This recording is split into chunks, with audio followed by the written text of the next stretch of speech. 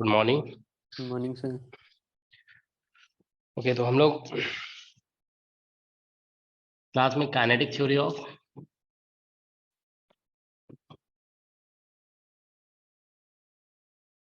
Gases discuss करने जा रहे हैं। शॉर्ट में लिखेंगे kinetic theory of gases.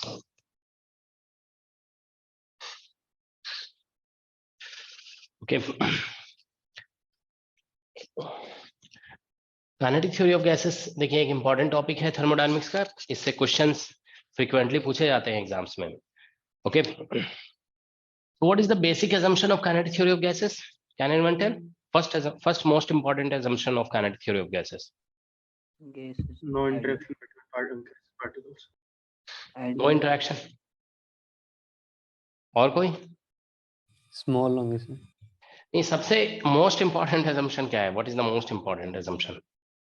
Elastic ideal case. Ideal gas है, इलास्टिक कोलिजन। देखो ये सब कुछ तो है ही है, लेकिन इसमें जानते हो मोस्ट पॉइंट मास। ठीक है, इसमें जो है ना मोस्ट इंपॉर्टेंट क्या कह रहे हो? No interaction between particles. हाँ, मतलब ऑलमोस्ट इंटरेक्शन तो होता है जब कोलिजन होता है ना, तो उस टाइम इंटरेक्शन होता है, ठीक है ना। तो उसे हम लोग इलास्टिक कोलिजन भी कह सकते हैं। We assume that collision is elastic.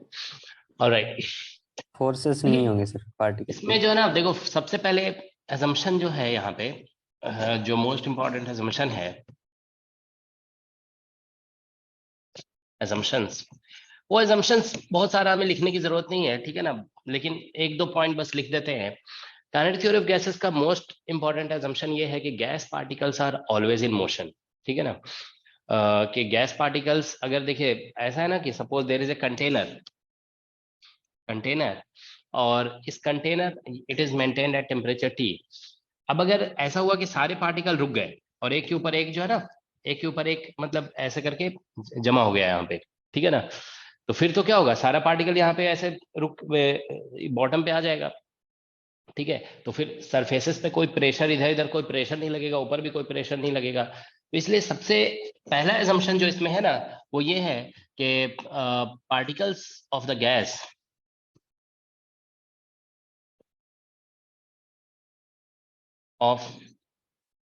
are point sized.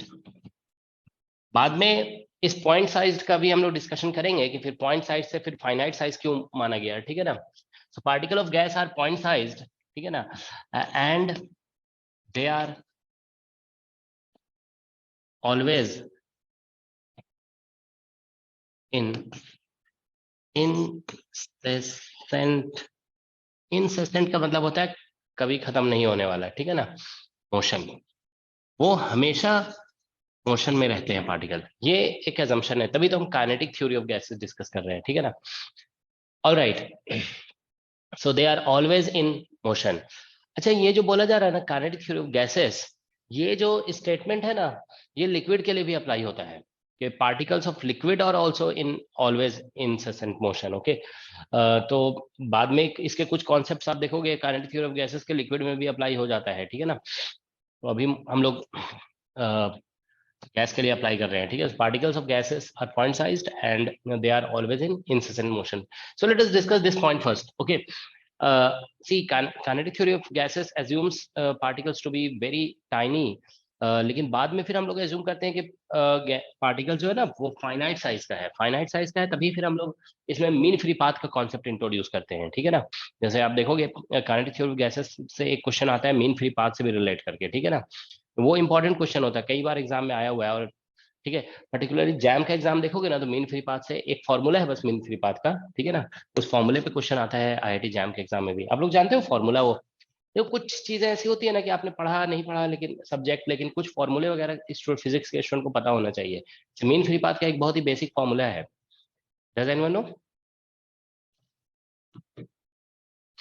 ऐसे करके एक फॉर्मूला होता है, हाँ रूट पाई नहीं, रूट टू, हाँ एन पाई और सिग्मा स्क्वायर, हाँ ये एक फॉर्मूला होता है, ठीक है ना, मीन फ्री पाथ का। तो ये मीन फ्री पाथ, इसको हम लोग बोलते हैं मीन फ्री पाथ, ठीक है ना। ये मतलब मोस्ट करेक्ट फॉर्मूला है। रूट 2 का फैक्टर जो है ना मैक्सवेल, इसको Maxwell's formula of mean free path कहते हैं, ठीक है ना। इसमें एन जो है वो नंबर डेंसिटी है, एन इज नंबर डेंसिटी। जानते हो, देखो हम आपको क्लियर बता रहे हैं, mean free path topic kinetic theory of gases में है, ठीक है, उसे हमें पढ़ना है। आप मत पढ़िए उस टॉपिक को, बस ये फॉर्मूला याद कर लीजिए, ठीक है ना। बहुत ज्यादा चांस है कि एग्जाम में जो क्वेश्चन आएगा ना आप आंसर कर लोगे, ठीक है। बस इसी फॉर्मूले से क्वेश्चन आए, जितने भी आईआईटी जैम में पर्टिकुलरली जानते हो, जितने भी क्वेश्चन आए ना, बस किसी को भी ये फॉर्मूला पता है, बस आंसर आ जाएगा। ओके, तो एग्जाम में कई क्वेश्चन फॉर्मूला बेस्ड भी आ जाता है, ठीक है। ऑलराइट, तो ठीक है। तो देखिए, इस बेसिकली हम सिर्फ बताना ये चाह रहे हैं कि पॉइंट साइज का कॉन्सेप्ट अगर हम लगाते हैं ना, तो मीन फ्री पाथ इंफिनिटी निकलता है, ठीक है ना। देखो इसमें सिग्मा जो है ना, सिग्मा इज बोला जाता है रेडियस ऑफ, ठीक है ना, या क्रॉस सेक्शन बेसिकली, या ये जो है ना पाई सिग्मा स्क्वायर को अगर डायरेक्टली बोलोगे ना ऐसे, देखो पाई सिग्मा स्क्वायर, तो इसको बोलते हैं collision cross section. Collision cross section इसको बोला जाता है, this is called collision cross section. बाद में बताएंगे इसको क्या होता है ये, ठीक है ना। ठीक है, मतलब कितने क्रॉस सेक्शन के अंदर कोई दूसरा पार्टिकल, जैसे देखिए ये सपोज करो कि एक पार्टिकल है, तो इसके कितने क्रॉस सेक्शन के अंदर दूसरा पार्टिकल आ जाएगा तो कोलिजन हो जाएगा, ठीक है ना।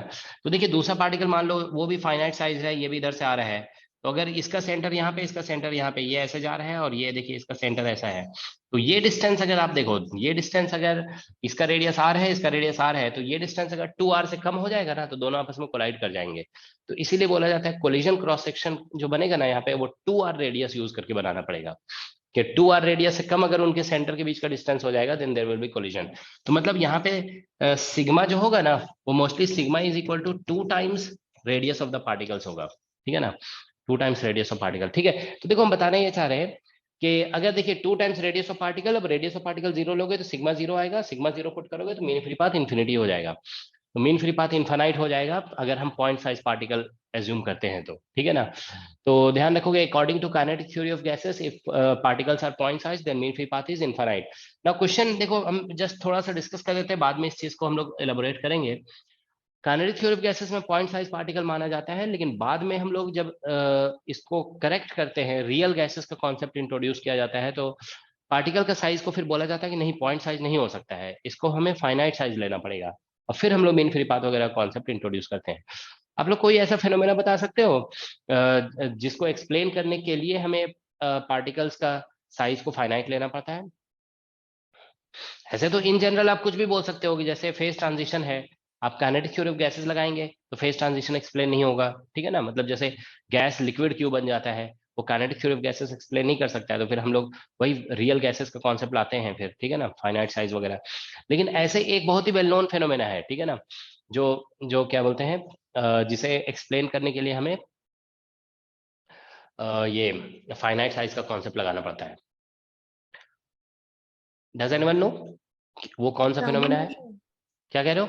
नहीं नहीं, ब्राउनियन मोशन नहीं है, ब्राउनियन मोशन नहीं है, बहुत वेल नोन है, मतलब आप we are all familiar with that phenomena. Scattering. नहीं, ऐसे ही देखो जनरल है, देखो जैसे मान लीजिए क्या बोलते हैं, कोई जैसे आप देखो कोई स्मोक कर रहा है, ठीक है ना, कोई पर्सन स्मोक करता है, तो आप देखते हो ना कि जैसे धुआं निकलता है मुंह से, तो वो उसका जो स्मोक होता है वो बहुत धीरे धीरे स्प्रेड करता है, स्प्रेड बहुत धीरे धीरे करता है ना, आपने देखा होगा कि बहुत फास्ट स्प्रेड नहीं करता है। जैसे या दूसरा एग्जाम्पल है, जैसे मान लीजिए कि क्या बोलते हैं खाना बन रहा है घर में, ठीक है, तो उसकी आप किचन से आप किसी रूम में बैठे हुए हैं, वहां तक स्मेल आने में कुछ टाइम लगता है, जैसे ऐसा नहीं कि जैसे मान लीजिए खाना बनाया गया। हम्म, हेलो, कुछ बोल रहे हो क्या? ठीक है, तो मतलब जानते हो क्या होता है कि जैसे हम लोग देखते हैं ना कि किसी भी स्मोक को ट्रैवल करने में या स्मेल को ट्रैवल करने में थोड़ा टाइम लगता है, बहुत बहुत जल्दी एक स्पेस से एक प्लेस से दूसरे प्लेस में नहीं जाता है। लेकिन अगर आप काइनेटिक थ्योरी ऑफ गैसेस के अकॉर्डिंग कैलकुलेशन करोगे ना, तो उससे पता चलेगा कि बहुत जल्दी स्प्रेड होना चाहिए। देखो जैसे हम आपको बता रहे हैं, ये तो आप सभी लोग जानते हो कि जैसे root mean square speed is equal to इतना निकलता है 3 kT/m, ऐसे ही होता है ना 3 kT/m। दिस इज, बाद में अभी पढ़ोगे आप लोग, रूट मीन स्क्वायर स्पीड इतना होता है। तो मतलब या फिर एवरेज स्पीड आप निकालोगे ना, तो ये कितना होता है average speed, does anyone know for ideal gases? ऐसा कुछ आता है 8 kT/m, ठीक है ना। तो मतलब देखो हम बता रहे हैं रूट अंडर kT/m के ऑर्डर में अंडर रूट में स्पीड निकल रहा है, चाहे जो भी स्पीड निकालो, मोस्ट प्रोबेबल स्पीड भी निकालोगे ना तो 2 kT/m आ जाता है, ठीक है ना। तो देखिए इसमें क्या होता है कि अगर हम फॉर्मूला देखिए कैलकुलेट करते हैं, के वैल्यू आप जानते हो 1.38 इंटू 10⁻³ होता है, ये बोल्ट्जमैन कांस्टेंट। और टेम्परेचर जो यहाँ पे हम लोग लिखेंगे ना, रूम टेम्परेचर मान लो लिख दो 27 डिग्री सेल्सियस के आसपास, अभी दिल्ली में लगभग टेम्परेचर इतना ही होगा 27 के आसपास, ठीक है ना, या 25। तो टेम्परेचर 270, 27 में 273 ऐड करोगे, ठीक है ना। तो देखो, तो 27 प्लस 273, यहाँ पे हमेशा टेम्परेचर केल्विन में पुट करते हैं, तो ये लगभग 300 आएगा, ठीक है ना। और mass of the gas particles, okay, तो गैस पार्टिकल्स का मास निकालोगे ना, तो मतलब मास जो होता है वो बेसिकली जैसे मान लो हाइड्रोजन है, ठीक है ना, तो हाइड्रोजन का मास तो एक प्रोटॉन के मास के इक्विवेलेंट होता है। तो 10⁻⁻27 या 26 के ऑर्डर में होगा मास, ओके, 10⁻⁻27 या 26 मान लो। थोड़ा सा अगर मान लो ऑक्सीजन है, तो यहाँ पे ऑक्सीजन में 16, ऑक्सीजन का मास नंबर 16 होता है ना, तो उसमें प्रोटॉन और न्यूट्रॉन मिला करके 16 है, तो यहाँ 16 से मल्टीप्लाई करोगे तो लगभग 10⁻⁻26 कर दो यहाँ पे, ठीक है ना, 26 के ऑर्डर में है मास, ठीक है ना, इतना केजी में। तो देखो ये इसका अंडर रूट करेंगे, जस्ट एक एस्टिमेशन हम आपको बता रहे हैं पहले, फिर उसके बाद स्टार्ट करेंगे टॉपिक, ठीक है ना। तो देखिए यहाँ से कैंसिलेशन हो जाएगा, 10⁻³ इधर बच जाएगा, ठीक है ना। तो 10⁻³ और 10 इधर से 1 2 10⁻5 हो गया। तो मतलब लगभग इतना आ रहा है, देखो 3 इंटू 10⁻5, तो इससे जो है ना देखिए 30 हो जाएगा यहाँ पे, तो 10⁻2 निकल गया, ठीक है। 10⁻2 और 30 से आ जाएगा लगभग 6 के आसपास मान लो, तो लगभग जानते हो 600 मीटर पर सेकेंड, इतना लगभग स्पीड निकल रहा है। तो बहुत रफ एस्टिमेशन है, आप एग्जैक्टली इसको एग्जैक्ट मत समझोगे, ठीक है ना, ये रफली इतना बोल रहे हैं, ठीक है ना। तो देखो गैस पार्टिकल्स का जो मोस्ट प्रोबेबल स्पीड या आरएमएस स्पीड रूम टेम्परेचर पे निकालोगे ना, तो लगभग 600 मीटर पर सेकेंड होता है, ठीक है ना। तो 600 मीटर पर सेकेंड का मतलब जानते हो क्या है, कि एक सेकंड में 600 मीटर ट्रेवल कर सकता है, ठीक है। तो इसका मतलब ये है कि जैसे मान लीजिए कि कोई भी खाना बनना शुरू हुआ घर में, ठीक है ना, तो जैसे ही मान लीजिए स्टार्ट हुआ बनना, तो जो भी उसमें मान लो मसाले वगैरह डाले जा रहे हैं कोई भी तो वो स्मेल जो है ना इमीडिएटली पूरे घर में स्प्रेड हो जाना चाहिए अकॉर्डिंग टू दिस, क्योंकि 600 मीटर तो लगभग आधा किलोमीटर थोड़ा ज्यादा ही हो गया, ठीक है ना, लेकिन ऐसा होता नहीं है। तो ये एक ऐसा फेनोमेना था ना, वैसे ही जैसे कोई पर्सन ने स्मोक किया, तो जो स्मोक पार्टिकल्स हैं वो पूरा मतलब इमीडिएटली स्प्रेड हो जाना चाहिए, ठीक है ना, बहुत फास्ट, आधा लगभग 600 मीटर एक सेकंड में ट्रेवल कर जाना चाहिए, ठीक है। अगर अगर फाइनाइट साइज हो, सॉरी सभी पॉइंट साइज होते तो, ठीक है। तो ऐसा होता नहीं है, ठीक है, क्योंकि पॉइंट साइज पार्टिकल्स के बीच में जानते हो आपस में कोलिजन नहीं होगा, ठीक है ना। If there are point size there will be neglect, मतलब बहुत कम चांस होगा कोलिजन का, ठीक है। तो ऐसा होता नहीं है, तो इसीलिए जानते हो इस फेनोमेना को एक्सप्लेन करने के लिए बोला गया कि पॉइंट साइज नहीं हो सकता है, ठीक है ना। हमें कहना पड़ेगा पार्टिकल्स बहुत फास्ट स्प्रेड इसलिए नहीं कर पा रहे हैं क्योंकि आपस में कोलाइड कर जा रहे हैं, ठीक है। मतलब ये इस तरह का सिचुएशन है कि जैसे मान लीजिए कि एक सिंगल पर्सन को आप दौड़ाएंगे, एक सिंगल पर्सन दौड़ता है तो बहुत फास्ट दौड़ सकता है, लेकिन अगर एक बहुत क्राउड है, अब क्राउड में आप दौड़ना चाह रहे हो, क्राउड में तो दौड़ नहीं पाओगे ना, ठीक है। तो वैसे ही सिचुएशन है कि यहाँ पे मतलब पार्टिकल्स का एक क्राउड है, ठीक है, लेकिन क्राउड में कोलिजन का चांस तभी बनेगा जब पार्टिकल्स का साइज फाइनाइट है, ठीक है। तो इसीलिए फाइनाइट साइज का कॉन्सेप्ट को इंट्रोड्यूस किया गया, ओके। तो ध्यान रखोगे, ठीक है। तो इसमें दो बेसिक असम्पशन है काइनेटिक थ्योरी ऑफ गैसेस में, कि particles are always in incessant motion, मतलब हमेशा वो मूव करते रहते हैं पार्टिकल्स, और पार्टिकल्स का फाइनाइट साइज है, बाद में सॉरी पॉइंट साइज है, बाद में इसको हम लोग फाइनाइट साइज कंसीडर करेंगे, ठीक है ना। ऑलराइट, ठीक हेलो है। सर, हाँ बोलो। ये सर नेट वाले के बैच के लिए भी है क्या ये? अरे तुम लोग ये सब क्यों पूछते हो, बोलो। आपने पढ़ा है तो पढ़ो, नहीं पढ़ा है तो मत पढ़ो, ठीक, मतलब सॉरी हम उल्टा बोल दिए, नहीं पढ़ा है तो पढ़ लो, पढ़ लियो तो चले जाओ। Okay sir. अब इतना ये सब नहीं पूछा जाता है, मान लो खाना सामने है आपके, अब तो आप सब पेरेंट्स से पूछोगे जाके पहले सबसे कि हमको खाना चाहिए कि नहीं खाना चाहिए, वो तो आप डिसाइड करोगे ना। हम्म काइनेटिक थ्योरी ऑफ गैसेस पढ़े हुए हैं तो नहीं, छोड़ दीजिए, नहीं पढ़े हुए हैं तो पढ़ लीजिए, ठीक है। पार्टिकल्स, देखो एजम्पशन यही है, particles of gas are point sized and they are always in incessant motion, ठीक है। अब उसके बाद बहुत सारे एजम्पशन होते हैं ना, कि जैसे collision with the wall elastic होता है, वो सब तो आप समझ जाओगे, ठीक है ना, कि मतलब जो भी अगर वॉल के साथ कोलिजन हो रहा है, कोई कंटेनर है उसके साथ कोलिजन को इलास्टिक, मतलब लॉस ऑफ एनर्जी को हम लोग नेग्लेक्ट कर रहे हैं, ठीक है ना। ऑलराइट, तो अब इसमें देखो दूसरा बेसिक जो डिस्कशन इसमें है ना, सबसे बेसिक उसी पे डायरेक्ट आते हैं, ठीक है ना। Maxwell Boltzmann,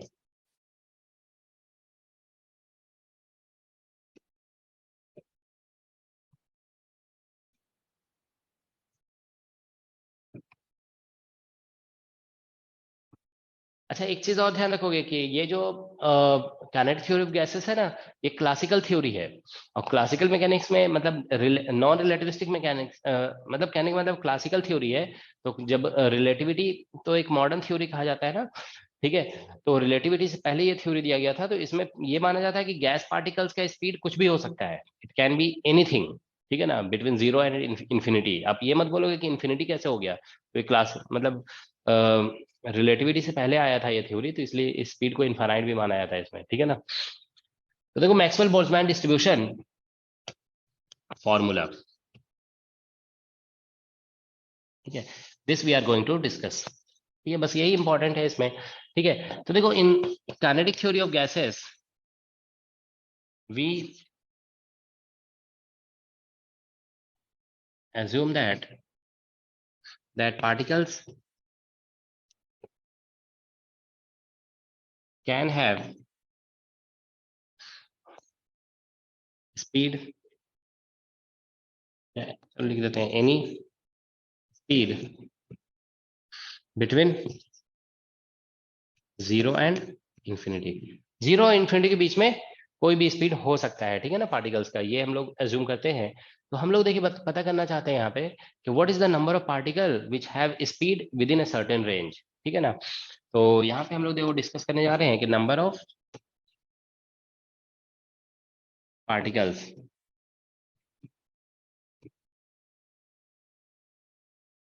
having speed between v and v plus dv, ठीक है। तो number of particles having speed between v and v plus dv, ये बेसिकली ये यहाँ से जो फॉर्मूला आता है ना, that is called basically Maxwell Boltzmann distribution formula, alright. तो देखो ये फॉर्मूला कैसे बेसिकली हम लोग डिराइव नहीं कर रहे हैं, बस हम लॉजिक बता रहे हैं आप लोग को। आप लोग को याद है मतलब स्टैटिस्टिकल मैकेनिक्स में क्लासिकल पार्टिकल के लिए नंबर ऑफ माइक्रोस्टेट्स निकलवाए थे, क्या था formula, what is the number of microstates?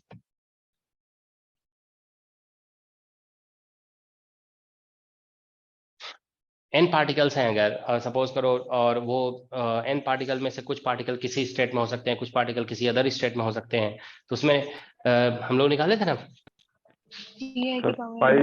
ऐसा कुछ ऐसा था ना, फैक्टोरियल एन फिर पाई आई, ऐसे ही था ना, और फिर जी आई टू द पावर एन आई और बाई फैक्टोरियल एन आई, ऐसा ही था ना।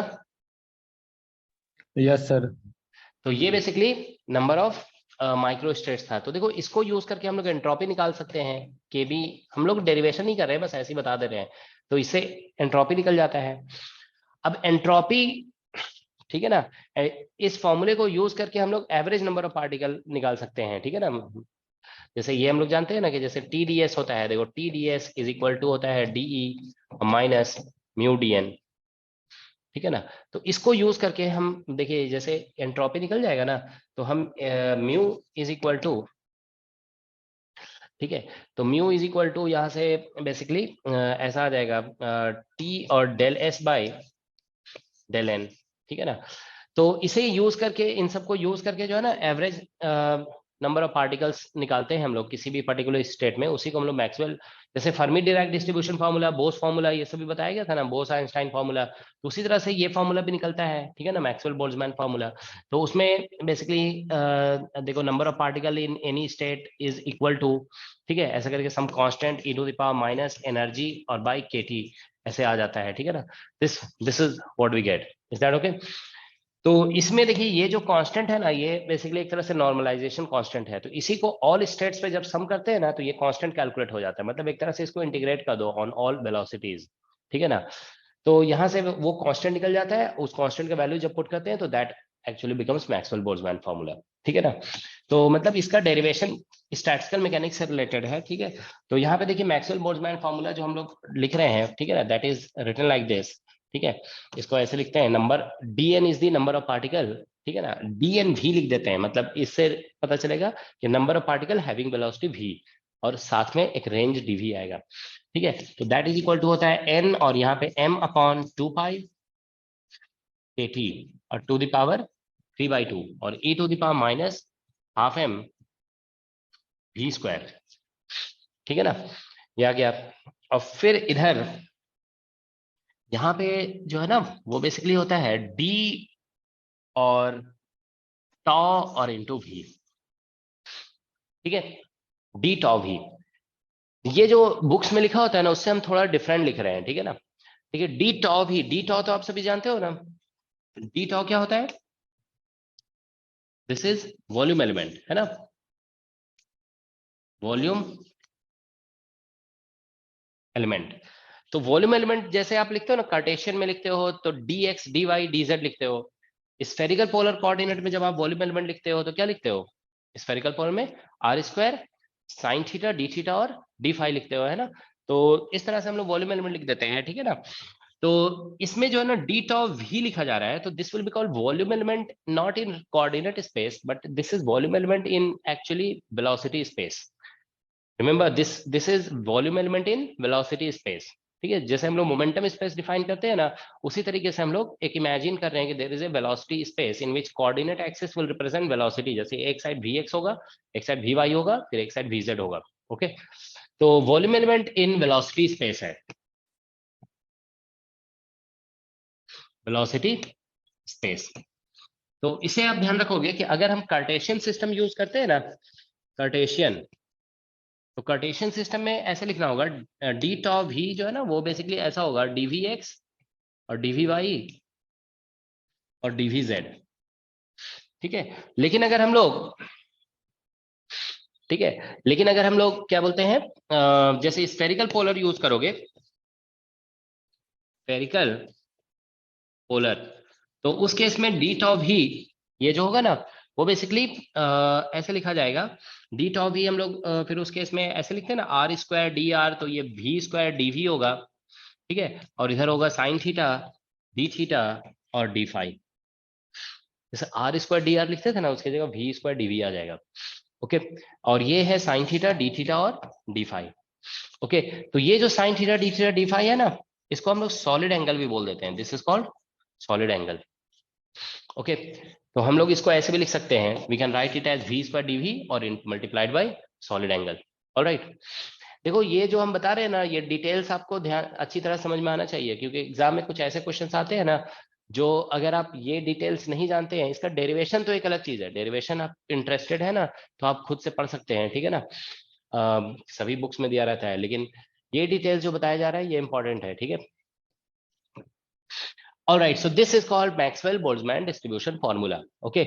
अब आप देखिए यहाँ से ये फॉर्मूला क्या बताता है, it tells us about number of particles having speed between v and v plus dv, क्योंकि देखो यहाँ पे इस फॉर्मूले में dv आ गया ना, तो इसीलिए बोला जा रहा है this is formula for velocity, sorry formula for number of particles having speed between v and v plus dv, ठीक है। तो अगर हम देखिए dn यहाँ पे लिखा हुआ है, यहाँ पे n लिखा हुआ है, ठीक है ना, तो dn बाई n कर देंगे ना, तो this will represent fraction of particles having velocity या having speed between v and v plus dv। तो देखो number of particle divide by total number of particle, तो ये प्रोबेबिलिटी हो जाएगा, तो that will be called probability, ठीक है ना। तो ये प्रोबेबिलिटी कहलाएगा फिर dn बाई n, ओके। तो हम लोग इसको ऐसे भी लिख सकते हैं कि probability having speed between v and v plus dv, अगर हम ये लिखते हैं, ठीक है ना, तो ये बेसिकली ऐसा हो जाएगा, प्रोबेबिलिटी pv लिख देते हैं, ठीक है ना, तो that will be equal to m upon 2 pi at और टू द पावर 3/2, और इधर से e का power minus v square dv, sorry क्या था ऊपर में, हाफ है, यहाँ पे kt है, सॉरी ये हम छूट गया हमसे, ठीक है ना, डायमेंशनली इनकरेक्ट हो जाएगा ना, e का power minus half mv square by kt है यहाँ पे, ठीक है ना, तो we have half mv square and divide by kt. Okay, and here we'll write like this: v square dv and d tau. Okay, solid angle. So we are writing solid angle here. Okay, this one. So that will be called probability of having velocity between v and v plus dv. Okay, remember all these things are in 3 dimension. ये जो भी लिखा गया है ना, this is in 3 dimension. ठीक है ना, ये भी जो लिखा गया है यहाँ पे, this is in 3 dimension. ये भी 3 dimension में है. All these are in 3 dimension. Okay. तो अब देखिए यहाँ पे इसमें से dv, जैसे मान लीजिए dv को आप हटा दो, ठीक है ना, तो dv को हटा करके जो टर्म बचेगा ना, उसको कहते हैं प्रोबेबिलिटी डिस्ट्रीब्यूशन फंक्शन, ठीक है ना। यहाँ पे fv हम लोग देखिए लिखते हैं, fv ये basically m upon 2 pi kt to the power 3/2 e का power minus half mv square, ठीक है, और इनटू v स्क्वायर, और ये जो डी टॉ डी ये सब टर्म है ना, इंटीग्रेशन वाले जो टर्म है उसको हटा दिया गया है, तो this is called probability distribution function. तो मतलब प्रोबेबिलिटी डिस्ट्रीब्यूशन फंक्शन को जब इंटीग्रेशन वाले फैक्टर से मल्टीप्लाई करके इंटीग्रेट करेंगे, then you will get probability, ठीक है ना। तो ये प्रोबेबिलिटी डिस्ट्रीब्यूशन फंक्शन है, ये मतलब क्वांटम के ऐसा है, जैसे क्वांटम में ऐसा होता है ना, साई मॉडुलस स्क्वायर को जब dx से मल्टीप्लाई या d टॉ से मल्टीप्लाई करते हो तो ये प्रोबेबिलिटी बनता है, otherwise this is called probability density. तो इसको आप प्रोबेबिलिटी डेंसिटी भी कह सकते हैं और प्रोबेबिलिटी डिस्ट्रीब्यूशन फंक्शन। ओके, तो दिस इज प्रोबेबिलिटी, ठीक है।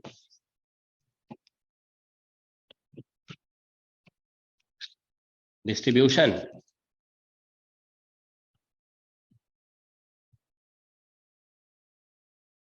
फंक्शन, ये प्रोबेबिलिटी डिस्ट्रीब्यूशन फंक्शन है, ठीक है ना। इसको हम लोग प्रोबेबिलिटी डेंसिटी भी कह सकते हैं, we can call it probability density, ठीक है। तो ये प्रोबेबिलिटी डेंसिटी है, ओके, ठीक है। तो देखिए जो भी ये सब लिखा गया है ना, all this things have been written in 3 dimension, ठीक है ना। अगर हम इसी को 2 डायमेंशन में लिखना चाहते हैं या 1 डायमेंशन में लिखना चाहते हैं, तो देखिए इसका मॉडिफिकेशन कैसे होगा वो भी बताते हैं हम, ठीक है ना। देखिए क्या होगा कि हम लोग जैसे ये v स्क्वायर लिखे हुए हैं ना यहाँ पे, जैसे ये v जो भी लिखा हुआ है, अब हम लिखना चाहते हैं इन 1D और 2D, ठीक है ना। तो 1D और 2D में जाने के लिए what will do is we'll say that this v square actually contains vx square, vy square, vz square, ठीक है ना, ऐसा टर्म होगा। तो आप ऐसे सोचिए, यहाँ पे जैसे ये लिखा गया है ना, यहाँ पे ये v स्क्वायर जो यहाँ पे है, ठीक है ना, यहाँ पे v square is equal to है vx square plus vy square plus vz square. Now you see if you put this here, ये जो यहाँ पे आएगा term vx square, vy square, vz square, उसको हम 3 बार लिख सकते हैं कि नहीं एक्सपोनेंशियल में, आप बताइए। Can we write it 3 times, अलग अलग vx square, vy square, vz square अलग अलग लिख सकते हैं कि नहीं लिख सकते हैं? Is that all right? Yes sir. तो इसको हम अलग अलग लिख देंगे सभी को, ठीक है ना।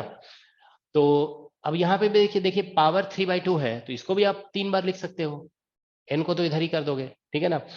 तो ये बेसिकली जानते हो क्या है, ये जो प्रोबेबिलिटी डिस्ट्रीब्यूशन फंक्शन है ना, इसको हम लोग 3 बार अलग अलग लिख देंगे, ठीक है ना। तो बेसिकली देखिए क्या होगा कि अगर हम लोग, या फिर इसको भी लिख सकते हैं, ठीक है ना, we can write this also, ठीक है ना। तो ये बेसिकली ऐसा कुछ हो जाएगा,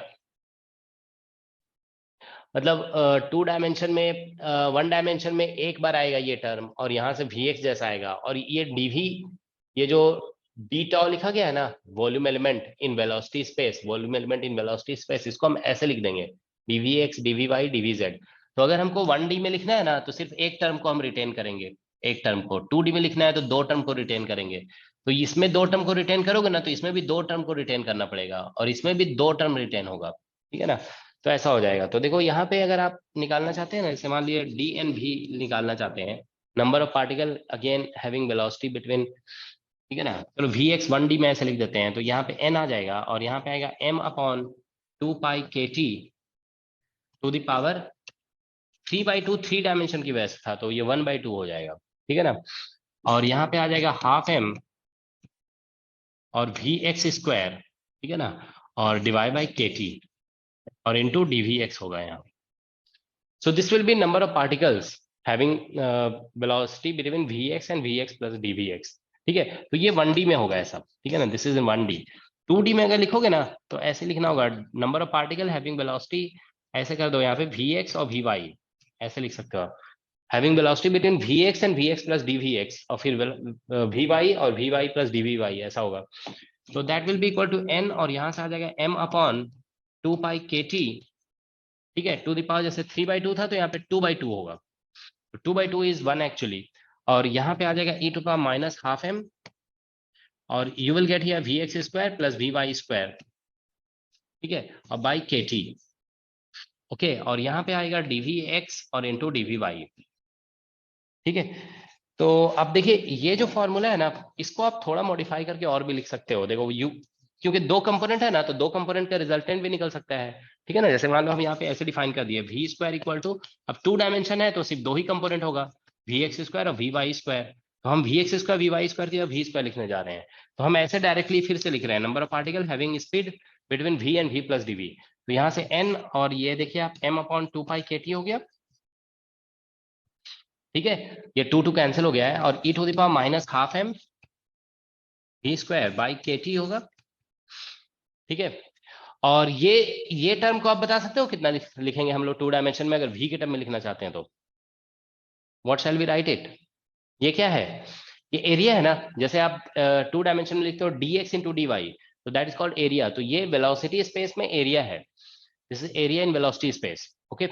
तो आप बताइए अगर इसको भी में चेंज करना चाहते हो, देखो कंपोनेंट से भी में आ गए, मतलब ऐसा लग रहा है जैसे एक्स वाई से आप आर में चले गए, ठीक है ना। तो आप लोग जानते हो ना पोलर कोऑर्डिनेट में एरिया कैसे लिखते हो, how do you right area in polar coordinate.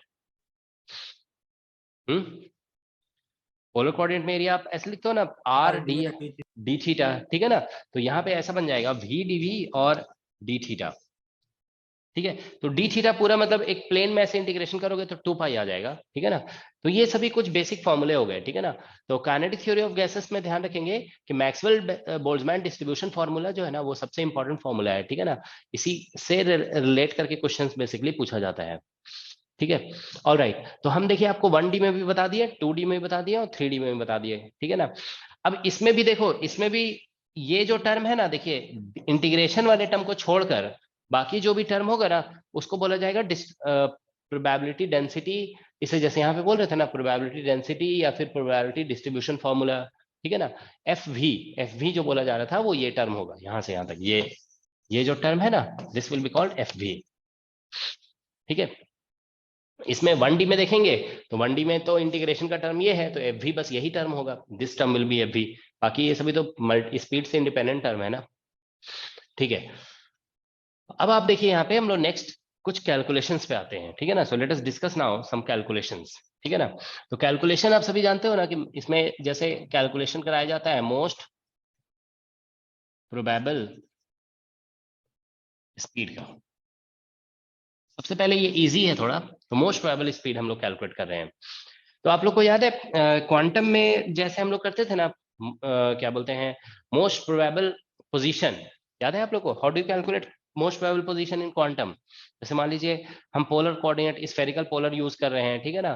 तो मोस्ट प्रोबेबल पोजीशन निकालने के लिए क्या करते थे आप, d/dr of r square psi। हाँ, जैसे मतलब प्रोबेबिलिटी, स्मॉल प्रोबेबिलिटी ऐसे निकाला जाता था ना, साई स्क्वायर, और फिर यहाँ पे जो वॉल्यूम एलिमेंट से आता था आर स्क्वायर डी आर, ठीक है ना, डी थीटा, मतलब ये सभी जो भी टर्म था यहाँ पे आर स्क्वायर डी आर और ऐसे करके डी सॉलिड एंगल लिख दिया था। तो हम लोग ये कहते थे ना कि ये इंटीग्रेशन वाले टर्म है, ये हमारा एक तरह से प्रोबेबिलिटी डिस्ट्रीब्यूशन फंक्शन है। तो हम लोग इसका डिफरेंशिएशन करके जीरो करते थे ना, ठीक है, इसका डिफरेंशिएशन करते हैं और जीरो कर देते हैं। तो इसमें भी वैसे ही प्रोबेबिलिटी मोस्ट प्रोबेबल पोजीशन मतलब ये है कि the position where probability distribution function is maximum, okay. The velocity for which F V, ठीक है ना, मतलब प्रोबेबिलिटी एफ वी मतलब that is probability distribution function, ठीक है, probability distribution function attains maximum value. So the velocity for which FV probability distribution function attains maximum value, ठीक है, is called most probable.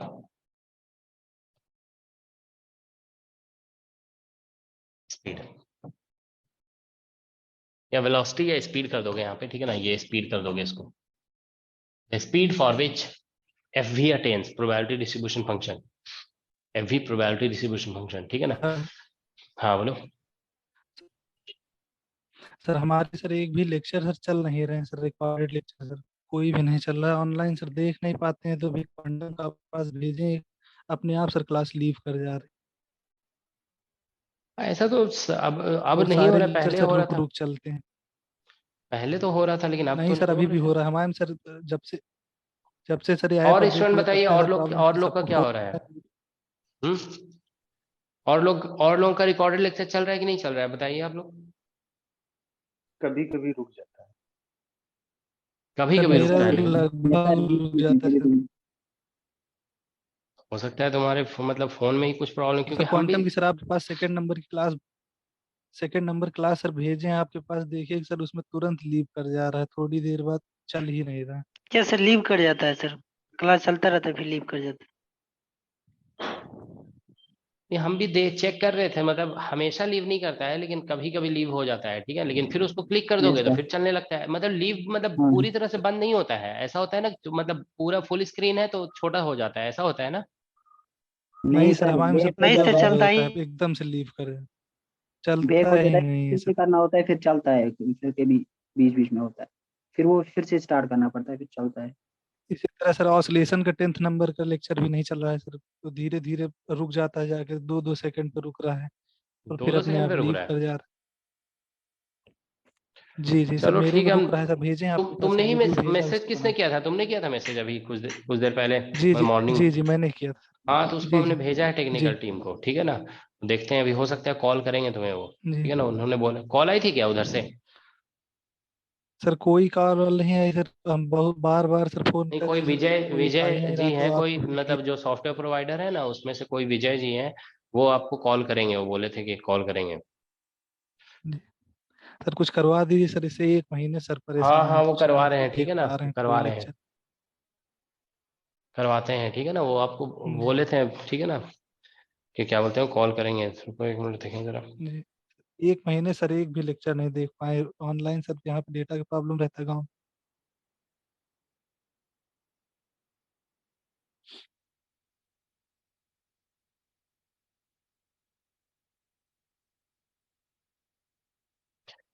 चलो कॉल करेंगे तुम्हें, ठीक है ना.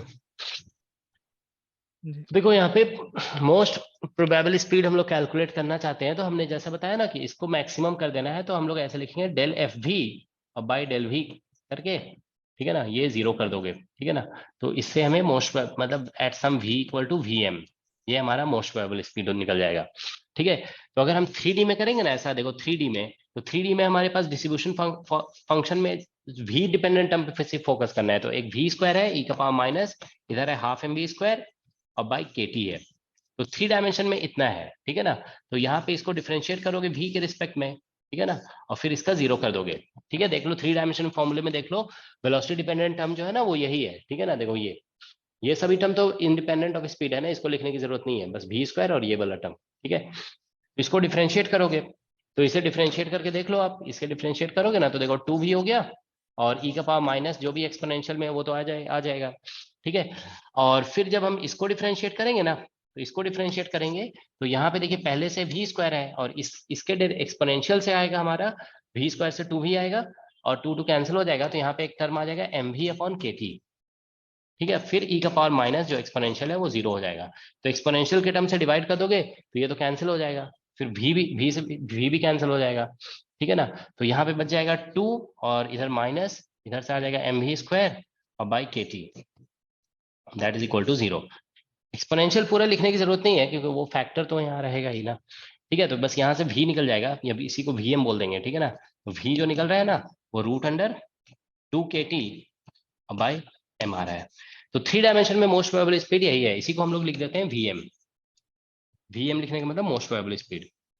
तो ये 3D में है, 3D, ठीक है। अब 2D का आप लोग बताइए जरा क्या आ रहा है, what is value in 2D?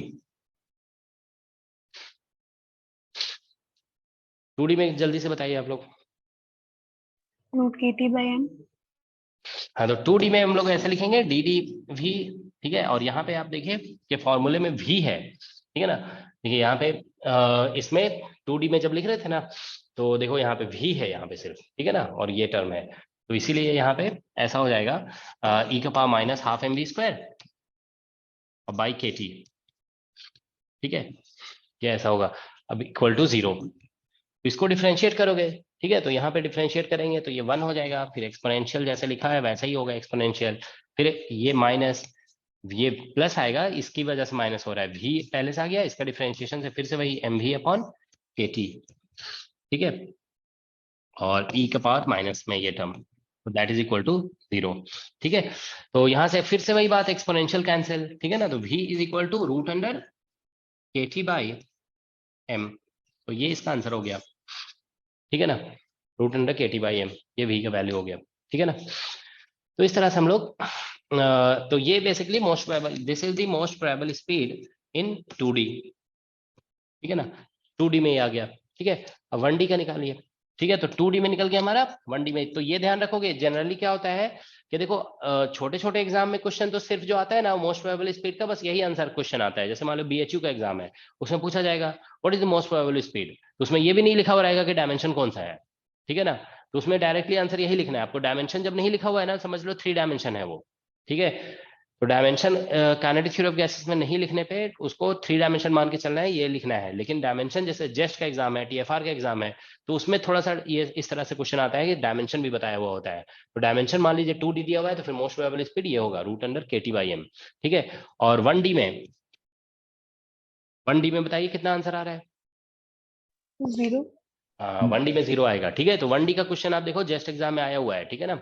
1D में हम लोग लिखेंगे ddvx, यहाँ पे vx हो गया है ना, तो e का पावर, उसमें तो डिस्ट्रीब्यूशन फंक्शन में बस यही है ½mvx²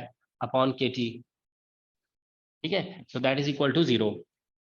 तो इसको हम जब x से डिफरेंशिएट करेंगे ना, तो यहाँ से निकाल के देखिए आप 0 आ रहा है, ठीक है। तो दैट इज vm, तो ये vm है, ठीक है। तो 1 डायमेंशन में ध्यान रखेंगे vx मोस्ट प्रोबेबल स्पीड 0 है, ठीक है, ठीक है। तो ये मोस्ट प्रोबेबल स्पीड का 1D 2D और 3D में कैलकुलेशन हो गया, ठीक है। Now let us do calculation for average sir backslash. Speed. 1 minute, तुम लोग इतना कॉपी क्यों करते हो, बोलो। एक पूरा करके दिखाए थे ना 3D वाला, 2D और 1D। चलो हम बैक स्लाइड नहीं कर रहे हैं, थोड़ा सा रुक जा रहे हैं, ठीक है। करो खुद से उसको। 3D का बताया गया, तो 2D और 1D तो खुद से ही लिखना है आप लोगों को।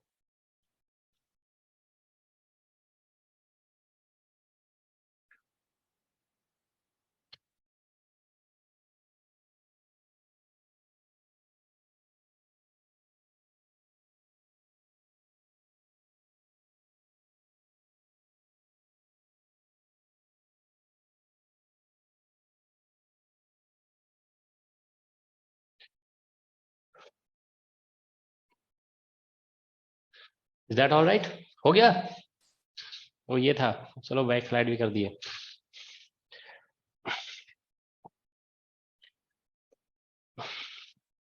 ठीक है, तो अब एवरेज स्पीड निकालना है, ठीक है। तो हम लोग पहले जैसे एवरेज स्पीड निकालना है ना, तो ये भी एवरेज, इसको या तो आप ऐसे डिनोट करिए या इसको ऐसे भी डिनोट किया रहता है, ठीक है ना।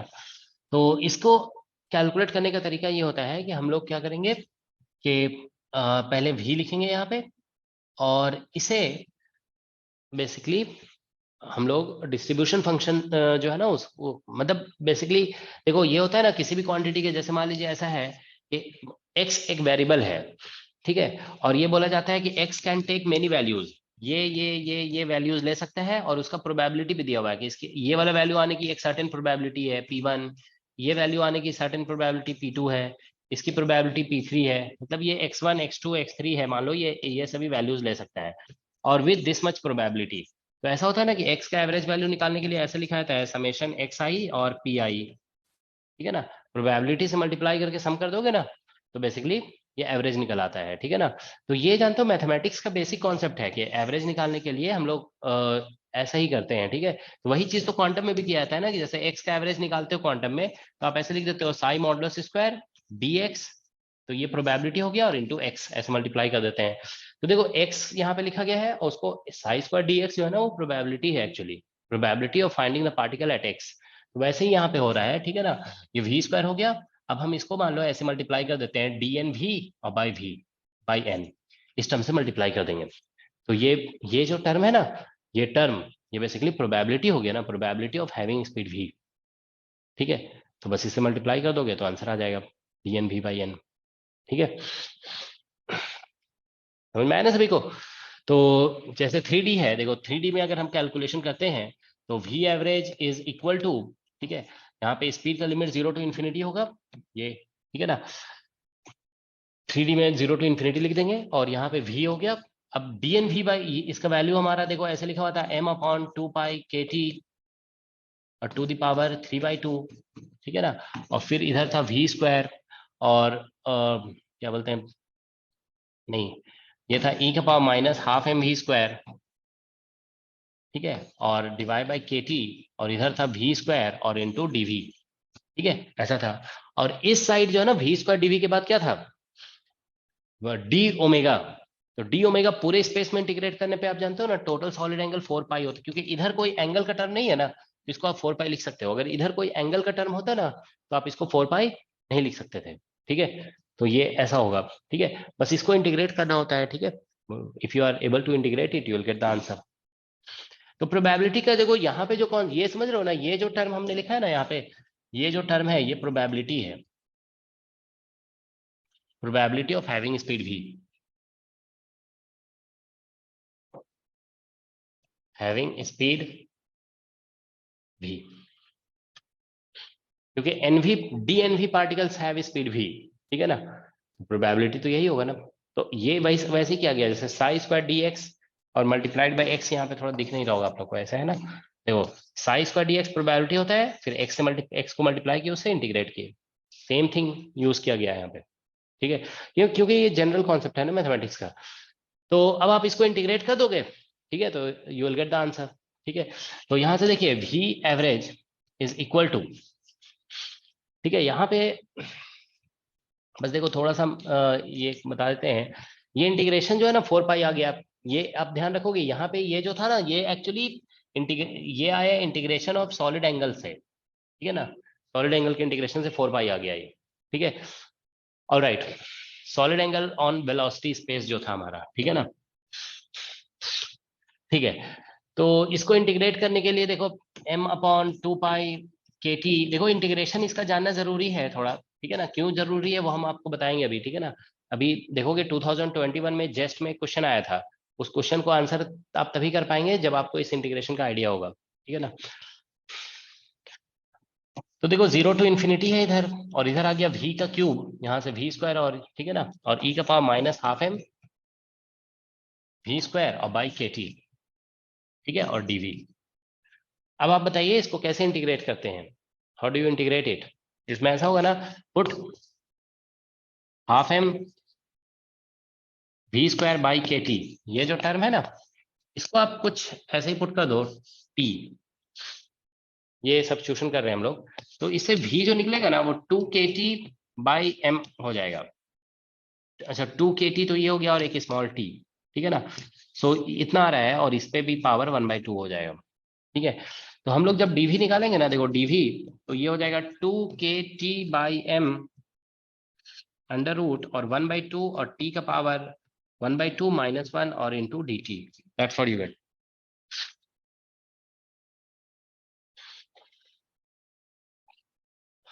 ठीक है, तो ये रिजल्ट आ जाएगा dv equal to 2kt by m and all this things.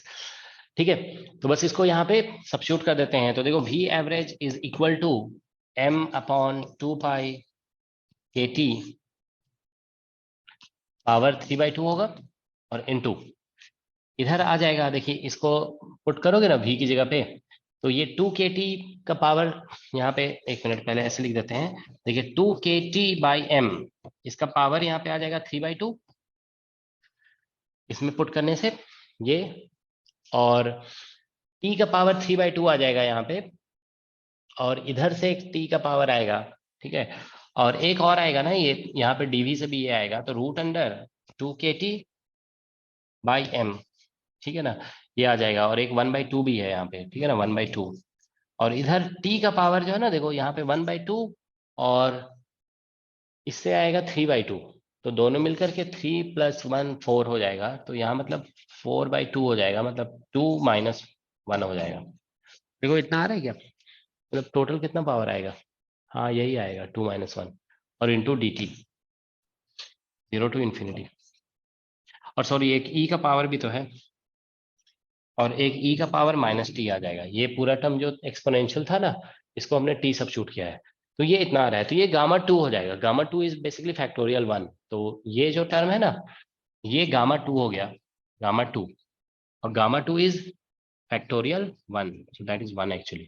ठीक है, तो यहां से देखिए V average is equal to m। अब देखो इसमें कुछ कैंसिलेशन भी कर देते हैं। देखिए 2 KT बाई, यहाँ पे m/2 KT है और 2 KT बाई m है, तो ये फैक्टर कैंसिल हो जाएंगे टोटल पूरी तरह से।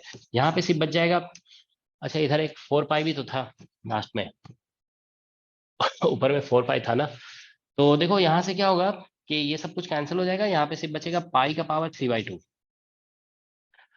ठीक है, 2 KT वाला टर्म कैंसिल हो गया, और इधर बच गया root under 2 KT by m, और इंटू 1/2, और इधर से 4 पाई, और इंटू ये तो 1 हो गया। ठीक है, तो यहाँ से देखिए आप एक 2 पाई बच जाएगा, 2 कैंसिल हो जाएगा, यहाँ पे 2 बच जाएगा, 2 रूट के अंदर ले जाओगे ना तो 8 हो जाएगा, और इससे पाई और एक पाई कैंसिल होगा, एक रूट पाई बच जाएगा। तो इसको कैलकुलेशन करने पे आंसर आ जाएगा 8 KT और बाई पाई m। ठीक है, तो ये इसका आंसर हो गया, दैट्स द आंसर। ठीक है, तो चलो अभी अभी अभी जैसे ये कैलकुलेशन कराया गया ना, अब इसी को देखो रिलेट करके क्वेश्चन पूछा गया जस्ट 2021 में। उसमें बोला गया Vx modulus average equal to what. ठीक है, जस्ट 2021 का क्वेश्चन है ये। जैसे V का एवरेज है ना ये, दिस इज V एवरेज, मतलब 3 डायमेंशन में ही है, question is in 3 dimension, in 3 dimension. ये माइक ऑफ कर लो।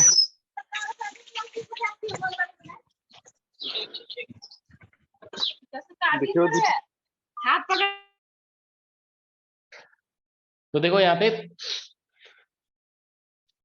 इसमें ये कैलकुलेशन सभी को समझ में आ गया ना, इसमें किसी को कोई दिक्कत नहीं है। ठीक है, तो देखो ये एवरेज निकाला गया V का, तो जानते हो ये कैलकुलेशन इसीलिए कराया गया ना कि जब कैलकुलेशन की अंडरस्टैंडिंग होगी तभी तो क्वेश्चन मॉडिफाई करके आएगा, तो आप उसको सॉल्व कर सकते हो। अब ये आ गया क्वेश्चन, कौन चीज देवे? अभी देखो अब थर्ड टाइम अगर ऑन करोगे ना माइक, तो अभी हम आउट कर देंगे बिल्कुल। एक तो नाम भी नहीं लिखा हुआ है यहाँ पे कि कौन है।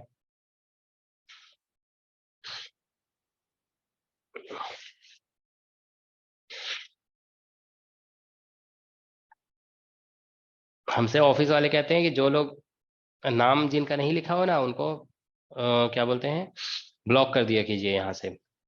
ठीक है, चलो अभी नहीं कर रहे हैं, लेकिन आप लोग नाम लिखा करो। ये डॉट डॉट डॉट क्यों लिखे हुए हो?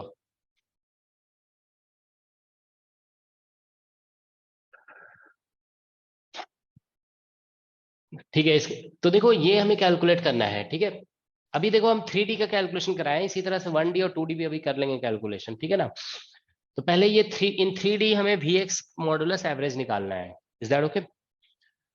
देखो इसको समझने के लिए जो है ना, पहले हम चलो ऐसा करते हैं। ठीक है, ये चलो अभी क्वेश्चन को नहीं करा रहे हैं, मतलब हम चलो ऐसे पहले करते हैं, Vx एवरेज निकालते हैं, Vx एवरेज। ठीक है, तो जानते हो देखो एक्चुअली ये जो डिस्कशन चल रहा है ना, ध्यान रखोगे, this discussion is in velocity space, ये कोऑर्डिनेट स्पेस में नहीं है। ये कैलकुलेशन जैसे हम लोग वॉल्यूम एलिमेंट स्फेरिकल पोलर में लिखते थे r square sine theta D theta, तो यहाँ पे आपने देखा ना, ये इधर जो हम लोग डिस्कशन किए कि हम लोग जब प्रोबेबिलिटी डिस्ट्रीब्यूशन फंक्शन लिख रहे हैं तो यहाँ वॉल्यूम एलिमेंट लिखा हुआ है, और ये जो वॉल्यूम एलिमेंट है ये volume element in velocity space है। अगर कार्टेशियन यूज करोगे तो आप ऐसे लिखोगे, और स्फेरिकल पोलर यूज करोगे तो ऐसे लिखोगे, ठीक है ना। तो उसी तरह से देखो, जैसे हम लोग स्फेरिकल पोलर में ऐसे लिखते हैं ना, x equal to r cos theta, तो यहाँ पे जानते हो वी एक्स इक्वल टू ऐसे लिखा जाएगा, वी नहीं, स्फेरिकल पोलर में क्या लिखते हो आप, x इक्वल टू आर, बोलो कोई क्या आता है, x equal to r sine theta और cos phi. कॉस फाई, ये लिखते हैं ना, हाँ ये लिखते हैं ना, r sine theta cos phi. तो इसमें जानते हो मतलब 3 डायमेंशन है ना, अगर 2 डायमेंशन, वो थोड़ा सा हमें ध्यान नहीं था, 2 डायमेंशन जैसे हम लिख दिए थे, 2 डायमेंशन होता ना तो x इक्वल टू हम लोग आर कॉस थीटा लिख देते हैं, लेकिन 3 डायमेंशन है ना तो r sine theta cos phi लिखते हैं। तो उसी तरह से यहाँ पे जानते हो वी एक्स जब लिखोगे ना तो आपको ऐसे लिखना होगा, वी और फिर यहाँ पे साइन थीटा और इनटू कॉस फाई, ये लिखना होगा। Is that okay? This you will have to write. समझ में आ रहा है? तो ऐसे लिखेंगे। तो देखो यहाँ पे जो है ना, जैसे अब हम आते हैं कैलकुलेशन में, तो जैसे वी एक्स एवरेज निकालना है ना, तो हमें वी एक्स और फिर वही प्रोबेबिलिटी, ये जो ऐसे लिखा गया था ना यहाँ पे d n v by v, ऐसे तो हम लोग ये लिख देंगे। तो यहाँ पे देखो वी एक्स हो गया, और इसका वैल्यू लिखोगे तो वही आता है m upon 2 pi k t to the power 3/2, ठीक है ना। और e का पावर कितना था, हाफ m v स्क्वायर, यही था ना, अपॉन के टी।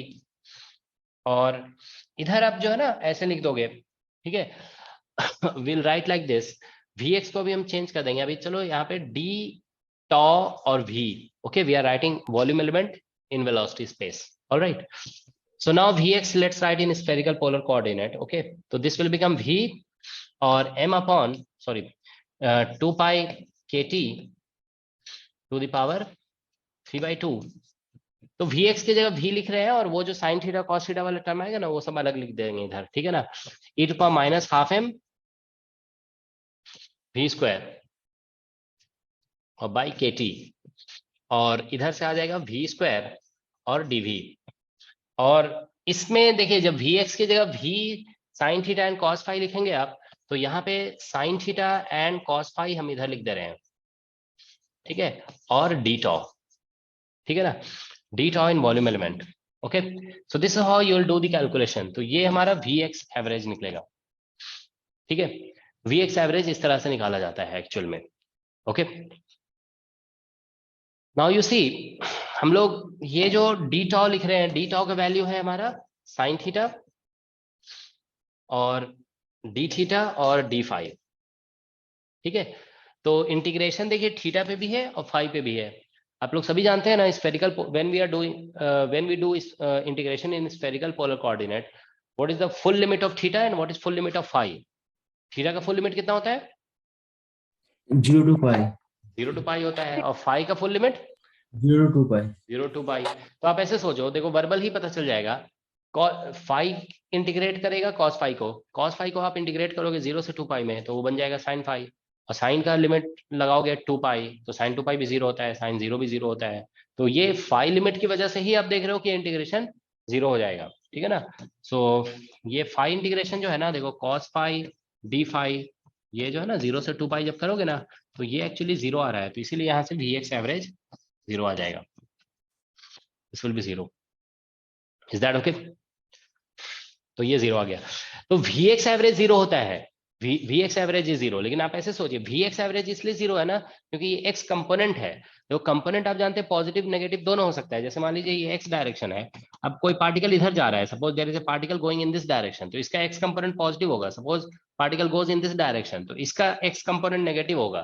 तो ये 0 तो आना ही था, because x component can be positive as well as negative, तो उसका एवरेज लेंगे तो 0 आएगा, ठीक है। तो ये तो करेक्ट है, लेकिन आप ऐसे सोचिए इसका मॉड्यूलस आप लेंगे, modulus is always positive, so therefore if you take average you won't get 0, alright. तो फिर तो 0 नहीं आएगा ना, 0 नहीं आएगा तो फिर it will have some value, okay. तो वो वैल्यू हमें कैलकुलेट करना है, ठीक है। सो तो देखिए ये हम आपको मेथड बताए ना, अब आप लोग बताइए इसका आंसर क्या होगा। ठीक है। Vx जो Vx का मेथड है एग्जैक्टली ये मेथड इसमें लगाना होगा, थोड़ा सा लॉजिक यूज करना होगा, you will have to use logic a little, okay, you will get the answer. देखिए जरा लॉजिक यूज करके क्या आंसर आता है।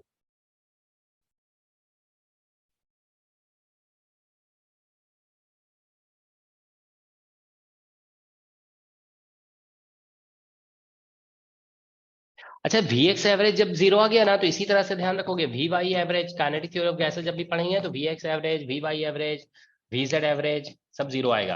अब चलो इसी के साथ साथ थोड़ा ये सब भी नोट कर लो, जैसे देखो Vx इंटू Vy अगर हम ये निकालेंगे, ये सब बाद में आएगा, देखो Vx एवरेज, Vy एवरेज, तो आप ऐसे सोचो, यहाँ पे हम स्टार्टिंग में लिख देंगे Vx Vy, तो Vx Vy लिखोगे, चलो ठीक है, तो Vx में आपका आएगा sine theta into cos phi, Vy में क्या आएगा, Vy में क्या आएगा, cos theta cos phi. Cos theta sine theta sine sine theta theta theta sine sine phi, phi. हाँ, तो वी वाई में साइन थीटा साइन फाई आएगा। तो यहाँ पे इंटीग्रेशन जब बनेगा ना, तो अब देखो इंटीग्रेशन जो बनेगा वो cos phi into sine phi रहेगा, बस ऐसी लॉजिक समझ लो।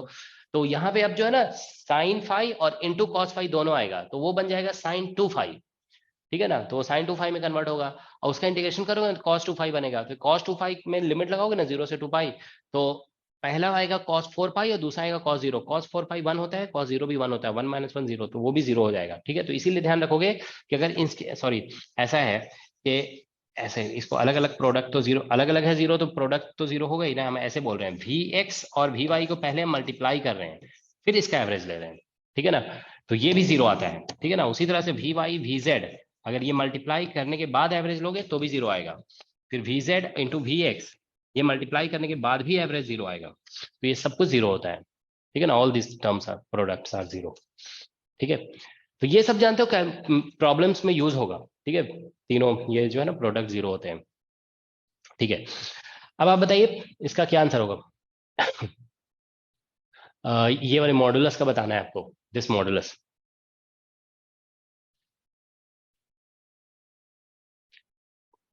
सारा लॉजिक हम बता दिए कैसे करना है कैलकुलेशन, ठीक है ना, आपको थोड़ा सा सिर्फ मॉडुलस का लॉजिक यूज करना है, you have to use the logic of modulus.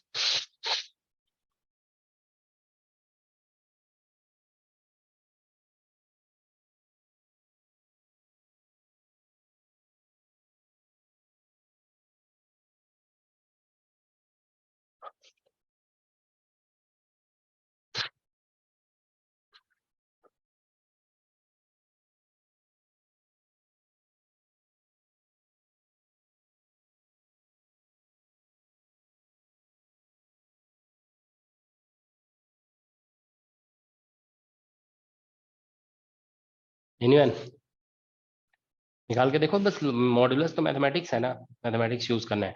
हाँ लेकिन जानते हो जो कुछ अभी बताया गया ना, ये आप अगर नहीं जानते हैं तो इसको कैलकुलेट नहीं कर पाएंगे, ठीक है ना, इसके कैलकुलेशन के लिए ये इस तरह का नॉलेज नेसेसरी है, ओके।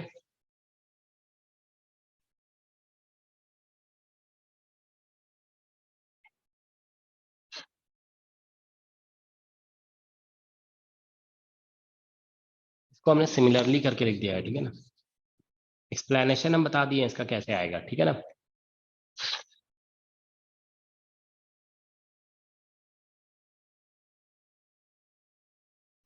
अच्छा यहाँ पे एक मिस्टेक हो गया ना हमसे, dn v बाई क्या होगा यहाँ पे, हम यहाँ पे देखो ऐसे v लिखे हुए हैं, क्या होगा यहाँ पे n n है ना, हाँ ठीक है, ये n है, यहाँ पे भी n लिखा गया था।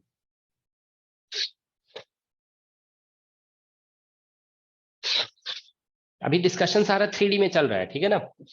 चलो देखो हम कराते हैं कैलकुलेशन, देखो Vx modulus, Vx sorry modulus का एवरेज लेना है, ठीक है ना, पहले मॉडुलस ले रहे हैं and after that we are taking average, okay. So let's write here, we'll write here Vx modulus and dnv by n integration, all right, so that's the average value of the modulus of Vx. Now Vx modulus, so we'll write it as v sin theta because it is Vx, so v sin theta into cos phi this modulus, and d ये जो लिखते हैं वही लिख देंगे, m कितना था, m upon 2 pi kt to the power 3/2 e to the power minus half m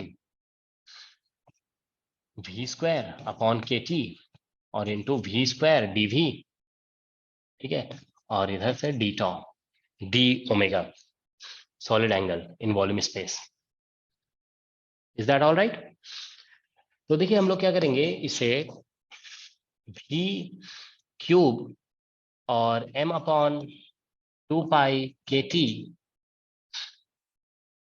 to the power 3/2 e to the power minus half m v square, ठीक है, और डिवाइड बाई के टी और into dv और into 4 pi into 1/4 पाई, ठीक है, ये 0 to infinity 1/4 पाई, और इधर से जो है ना ये जो मॉडुलस में आएगा साइन थीटा, और इसमें इसको लिखोगे ना तो साइन थीटा, चलो अभी ऐसे लिख देते हैं cos फाई और इसका मॉडुलस और डी ओमेगा, ठीक है। ये अभी ये डबल इंटीग्रेशन होगा basically.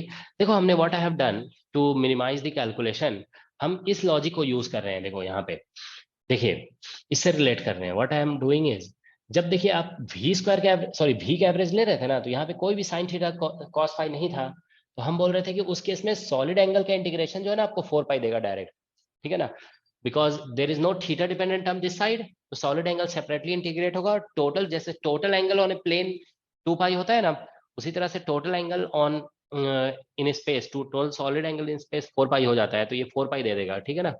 So that gives you 4 pi.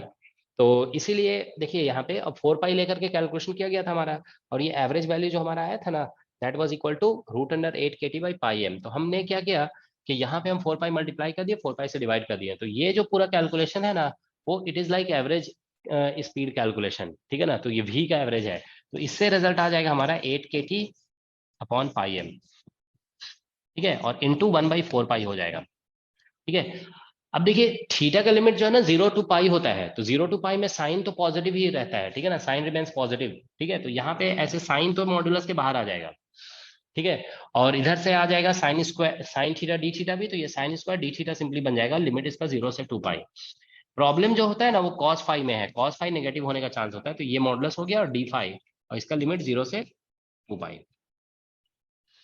That all right? तो बस ये ऐसा हो गया, देखिए √8 kT बाई पाई एम और इंटू 1/4 पाई, ठीक है। देखो कैलकुलेशन का अंडरस्टैंडिंग इसीलिए होना चाहिए, देखो हम इस अंडरस्टैंडिंग था तभी तो हम इस चीज को ऐसा कर पाए। अगर हमको एवरेज स्पीड कैलकुलेशन की अंडरस्टैंडिंग नहीं होती तो हम ऐसा नहीं कर पाते, ठीक है ना। तो ये 4 पाई हो गया, अब इसका इंटीग्रेशन करिए, इसका इंटीग्रेशन से आ जाएगा आपका π/2, देखो जरा π/2 ही आएगा ना, हाँ π/2 आएगा, ठीक है। और इसके इंटीग्रेशन से बताइए जरा क्या क्या, क्या आएगा, what will you get from this integration?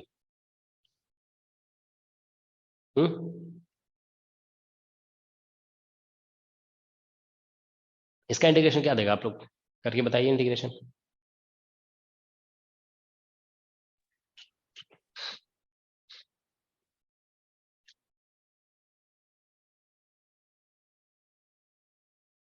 Basic integration है, आप लोग इतना मत सोचा करो।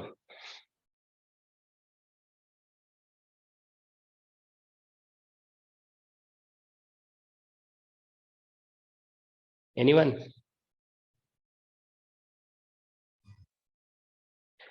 ये तितिर कौन है, तितिर? देखो जरा क्या क्या नाम होता है, तितिर लिखा हुआ है।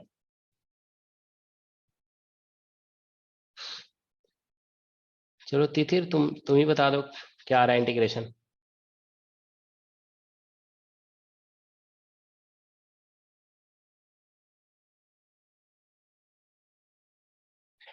इस इंटीग्रेशन का वैल्यू बताना है आप लोगों को, ये इंटीग्रेशन। और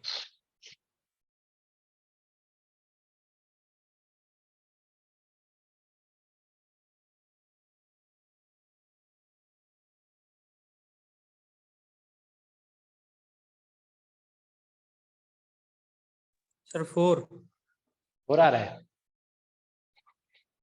और लोग बताइए। सोनू जांगड़ा क्या आ रहा है? 0 आ रहे हैं।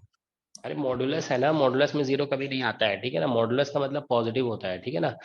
पॉजिटिव इंटीग्रेशन, देखो दो चीजें समझा करो इंटीग्रेशन में। इंटीग्रेशन का मतलब होता है समेशन और मॉडुलस का मतलब होता है पॉजिटिव, ठीक है ना। तो पॉजिटिव पॉजिटिव नंबर को आप ऐड करोगे तो जीरो कैसे हो जाएगा। अब एक रामानुजन का एक क्या बोलते हैं हाइपोथेसिस है, मतलब वो एक अलग बात है। आप लोगों ने शायद पढ़ा होगा ना, 1+2+3+4 अप टू इंफिनिटी अगर ऐड करेंगे तो इससे आता है -1/12, ठीक है। ये आपने कहीं कहीं देखा है रामानुजन सीरीज।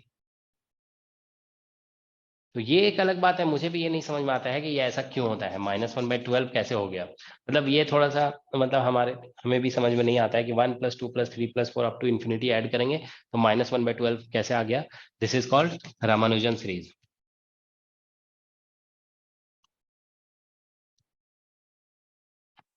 ठीक है।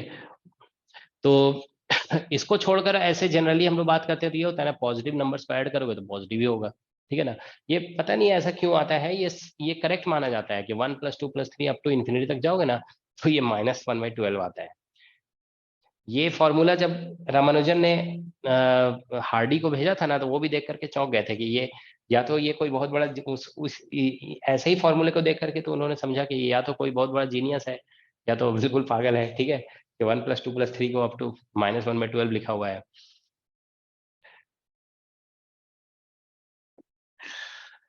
ठीक है, तो देखो ये 2 आएगा सर। कितना आ रहा है, 2। 2 आ रहा है। Yes sir. चलो मेहनत, अरे अभी बताया ना माइनस नहीं आएगा। ये जो है ना पॉजिटिव मॉडुलस है ना, मॉडुलस का मतलब पॉजिटिव होता है और इंटीग्रेशन का मतलब समेशन, तो पॉजिटिव टर्म का समेशन करोगे ना तो पॉजिटिव ही आएगा, ठीक है ना। इसका आंसर 4 आएगा, ठीक है, तुम लोग सही, ये 4 आएगा। आप करके देखोगे इंटीग्रेशन 4 कैसे आया, ठीक है।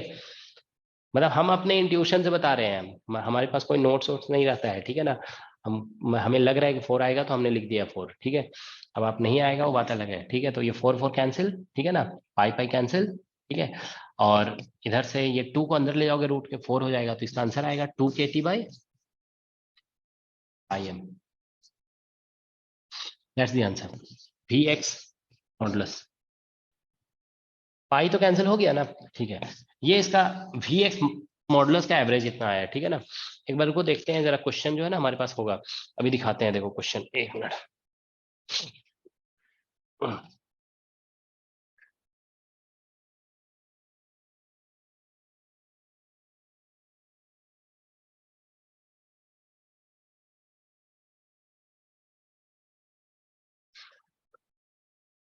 जस्ट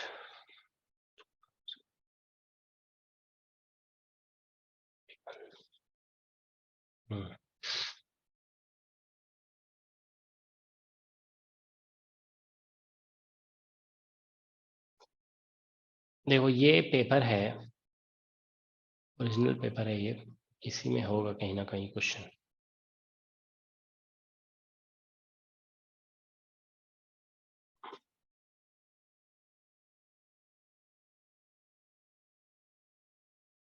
हाँ देखो यही है ये। An ideal gas at temperature T is composed of particle of mass m with x component of velocity। देखो इसमें डायमेंशन नहीं लिखा है ना, तो 3 dimension average value of Vx modulus ये निकालने के लिए बोला गया था, ठीक है। तो आंसर इसमें क्या क्या दिया हुआ है, देखो ये वाला आंसर हमारा आएगा डी ऑप्शन, 2kT/m, ये आ गया। इसका आंसर की भी है हमारे पास, ठीक है ना। देखो इसका आंसर यही है मोस्ट प्रोबेबली, ठीक है। ये कौन सी बुक है, बी, बुकलेट बी है, और ये क्वेश्चन नंबर 24 था शायद, है ना। हाँ क्वेश्चन नंबर 24, अभी देखो दिखा रहे हैं इसका answer.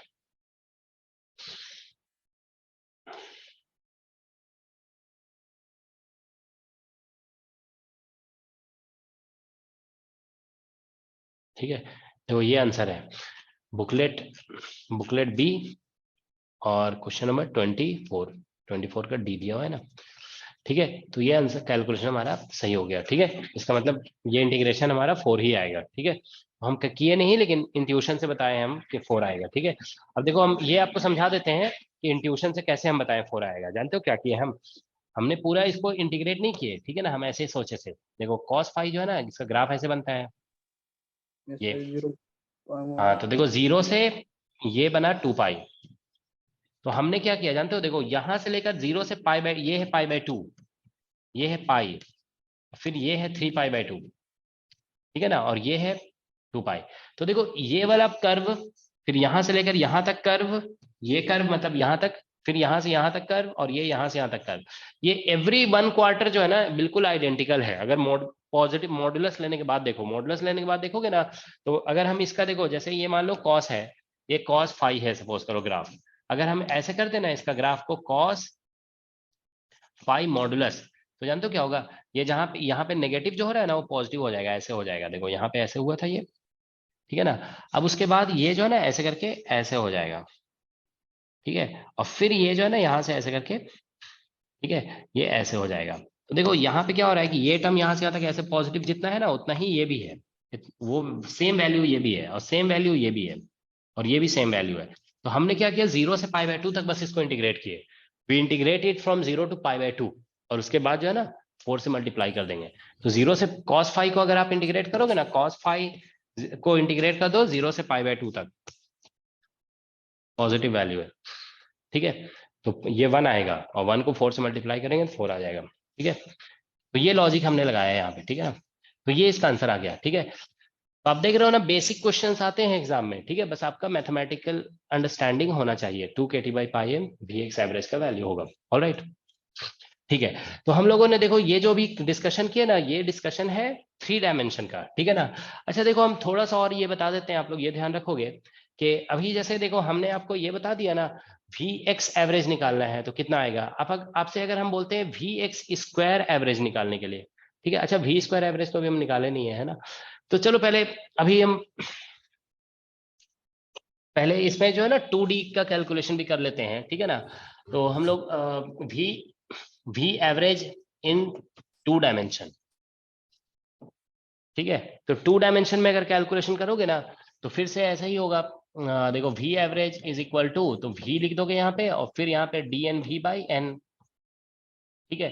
So this will be equal to V और d, इसका वैल्यू यहाँ पे कितना था, m/2 पाई KT, और पावर देखो 3 डायमेंशन में 3/2 था, तो 2 डायमेंशन में हम बताया 2/2 होगा, ठीक है ना। ऐसा हो गया। फिर e का पावर -12m V स्क्वायर और बाई KT, और इधर जो है ना एरिया आ जाता है, तो यहाँ पे आ जाएगा फिर पोलर कोऑर्डिनेट में VdV और d थीटा, जैसे r d थीटा होता है, तो d थीटा से यहाँ पे 2 पाई लिख देंगे, because there is no theta dependent term, okay. So you can write 2 pi. So now 0 to infinity, okay. तो this integration now you have to do, okay. तो यहाँ से देखिए m/2 पाई KT, ठीक है, m/2 पाई KT, एंड 2 पाई तो ये भी आउटसाइड हो गया। Here you get V square e to the power -12m V square upon KT और into dV, ठीक है। तो ऐसा कुछ रिजल्ट आ रहा है हमारा, ठीक है ना, 0 to infinity। तो यहाँ से देखिए 2 पाई कैंसिल हो गया, तो m/KT हो गया ये, ठीक है ना, m/KT, that's what we gate. और इधर से आ गया हमारा, इसमें फिर सब्स्टिट्यूशन कर दोगे, ठीक है, 0 to infinity e का पावर -t हो जाएगा, यहाँ पे सब्स्टिट्यूशन करेंगे, mv² 2 KT is equal to t, ठीक है। तो v² इक्वल टू आ जाएगा 2 KT और इंटू t और बाय m, ठीक है। This is what we get. तो v हमारा निकल आएगा 2 KT by m under root और t का पावर हाफ। तो dv निकालेंगे ना, तो 2 KT by m under root और t to the power half -1 और dt, और एक हाफ यहाँ पे भी आ जाएगा। Will you all get this, ठीक है। तो बस आप लोग पुट कर दीजिए ये वैल्यूज और देखो कितना आ रहा है।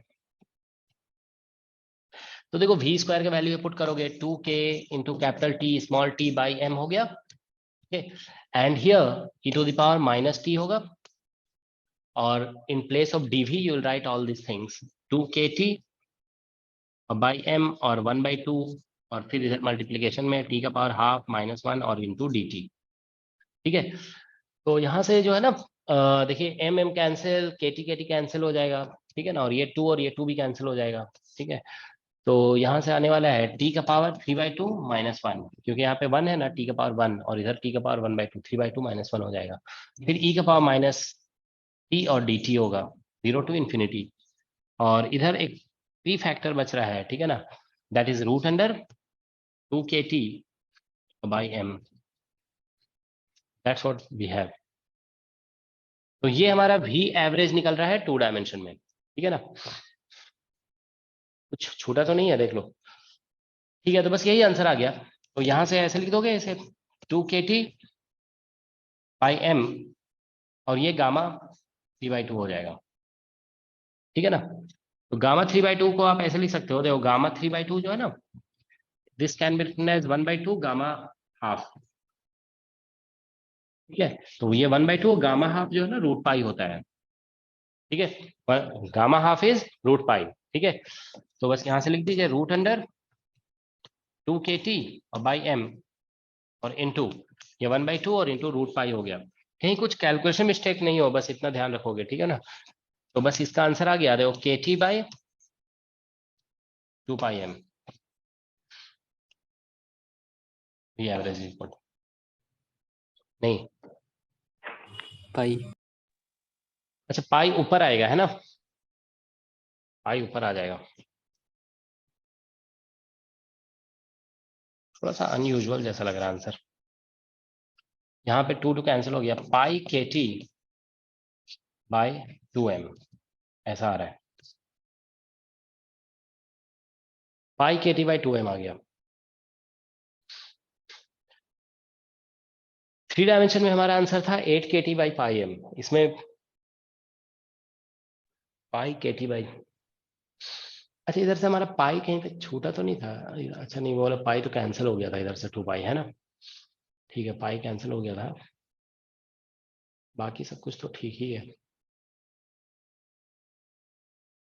ठीक है, तो यही आंसर होगा, ठीक है। एक बार नहीं, मतलब कैलकुलेशन में मिस्टेक नहीं है तब तो यही आंसर होगा, ठीक है। कैलकुलेशन में कहीं मिस्टेक हो गया होगा तो हो सकता है कुछ और आंसर हो, लेकिन हमें लगता नहीं है कहीं मिस्टेक हुआ है कैलकुलेशन में, ठीक है। तो यही आंसर होगा इसका, पाई kt by 2m in 2 dimension, ठीक है। और इसी तरह से हम लोग 1 डायमेंशन में निकाल सकते हैं, ठीक है ना।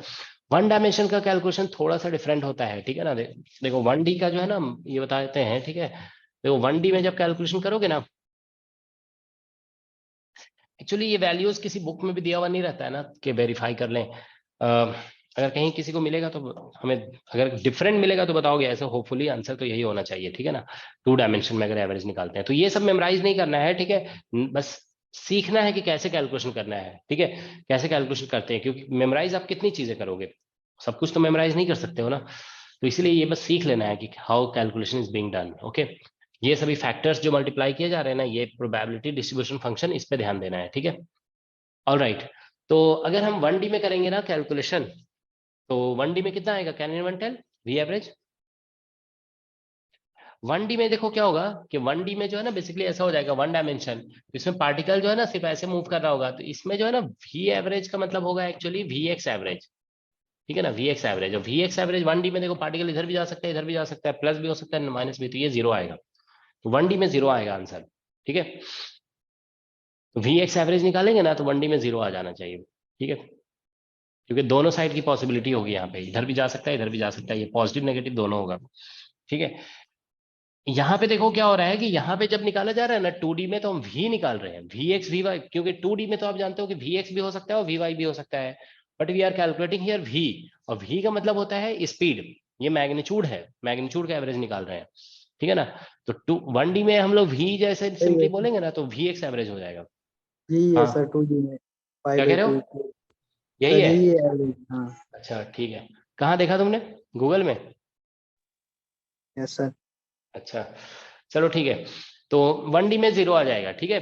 फिर 1D में जानते हो क्या है, नॉन जीरो वैल्यू अगर निकालना है ना तो फिर इसका मॉडुलस निकालना पड़ेगा, तो अभी जैसे मॉडुलस आपको बता ही दिए कैसे निकालना है, ठीक है, तो वो निकाल लोगे, ठीक है। तो ये देखो 2 कैलकुलेशन हमारा कंप्लीट हो गया इसमें, मोस्ट प्रोबेबल और एवरेज स्पीड। अब एक इसमें कैलकुलेशन होता है RMS, ठीक है, RMS स्पीड। तो RMS स्पीड हम लोग ऐसे लिखते हैं ना, देखो VRMS is equal to root है, फिर मीन है और स्क्वायर है, ठीक है ना।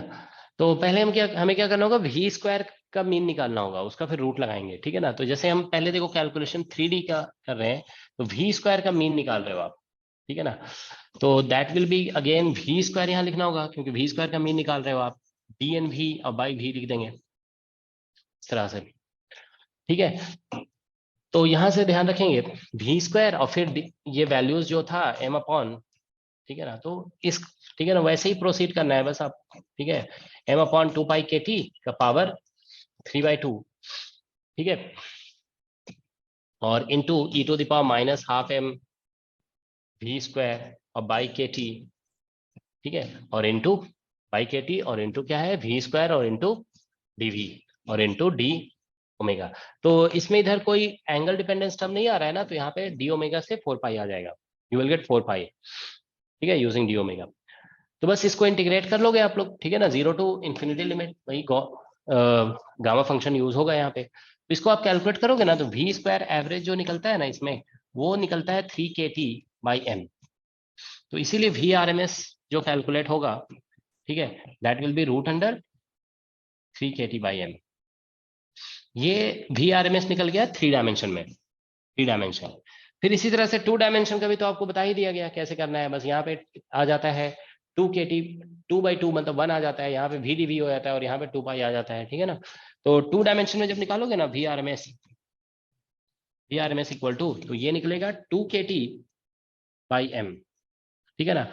ये रिजल्ट होगा 2 डायमेंशन में, दिस इज इन 2 डायमेंशन, ठीक है। और 1 डायमेंशन में अगर कैलकुलेट करेंगे VRMS, तो रूट अंडर, ठीक है ना, ये निकलता है kt/m, ठीक है, दिस इज इन 1 डायमेंशन, ठीक है। तो 1 डायमेंशन में ये रिजल्ट आएगा, ठीक है। तो इस तरह से इसका कैलकुलेशन करना है, ठीक है। देखो एक कैलकुलेशन चलो हम 1D का करा देते हैं इसमें, ठीक है। एक बार क्या हुआ, हम एक बैच में बताए थे स्टूडेंट को कि ये रिजल्ट आएगा, तो वो लोग कह रहे थे कि इतना रिजल्ट नहीं आ रहा था 1 डायमेंशन का। तो हम लोग चलो एक बार करके देखते हैं 1 डायमेंशन का, ठीक है ना, RMS speed calculation in 1 dimension.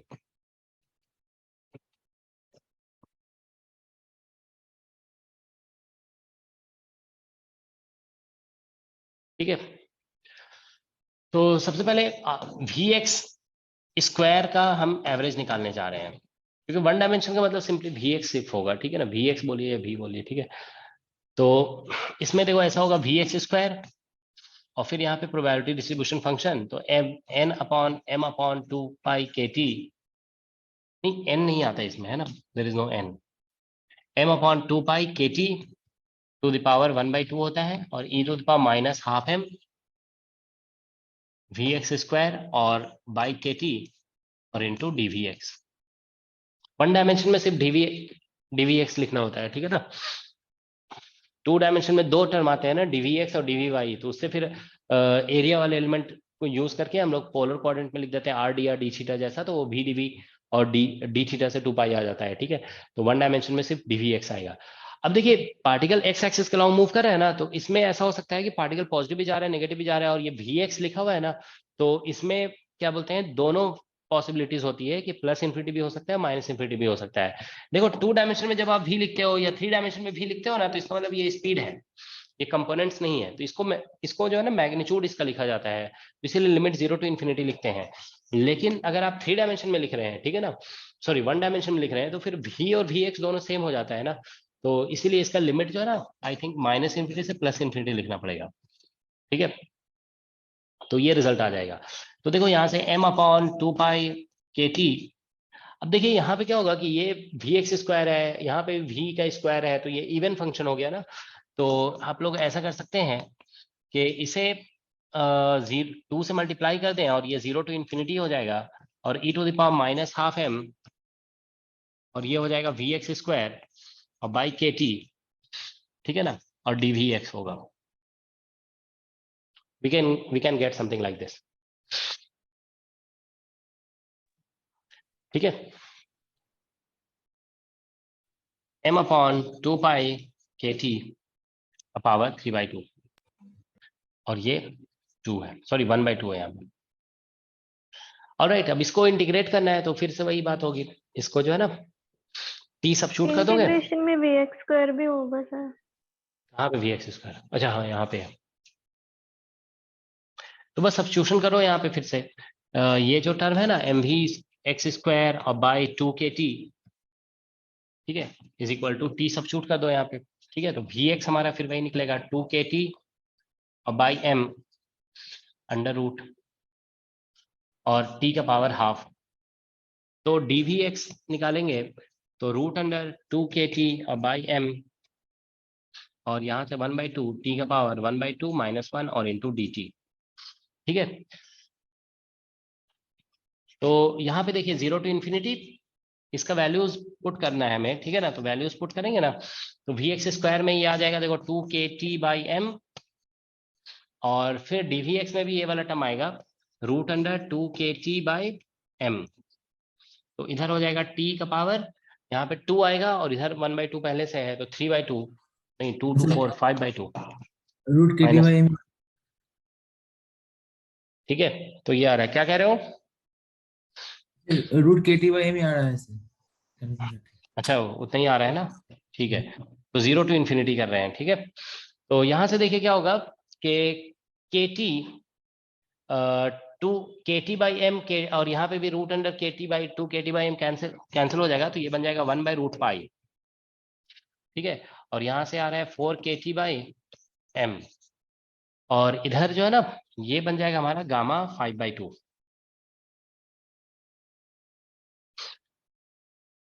हमसे कुछ मिस्टेक तो नहीं हुआ कैलकुलेशन में, देखो जरा।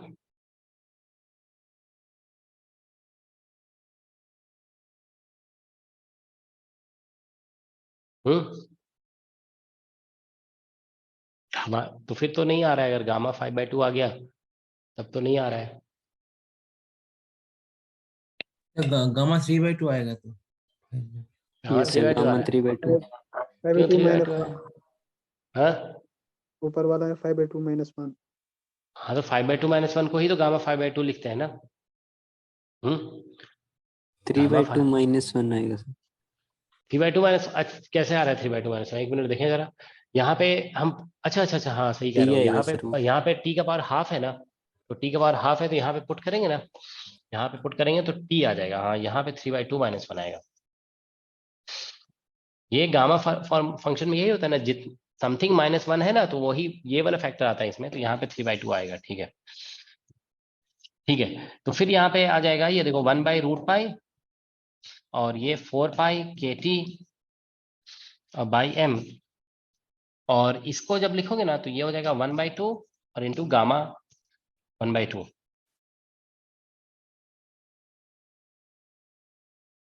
ठीक है, 1/2 गामा 1/2। ठीक है,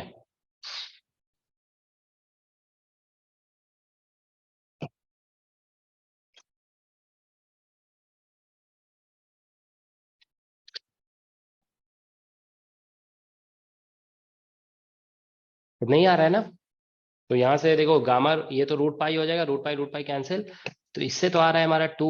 अच्छा इधर kt था ना, ये एक मिनट, पाई नहीं था यहाँ पे 4 था, 2 कैंसिल, तो आंसर में तो 2kt/m आ रहा है हमारा। तो ये आ रहा है 2kt/m, तुम्हारा 4 कैसे है? 2kt/m कैसे आ रहा है? 4kt/m की जगह 2kt/m होगा कहाँ पे?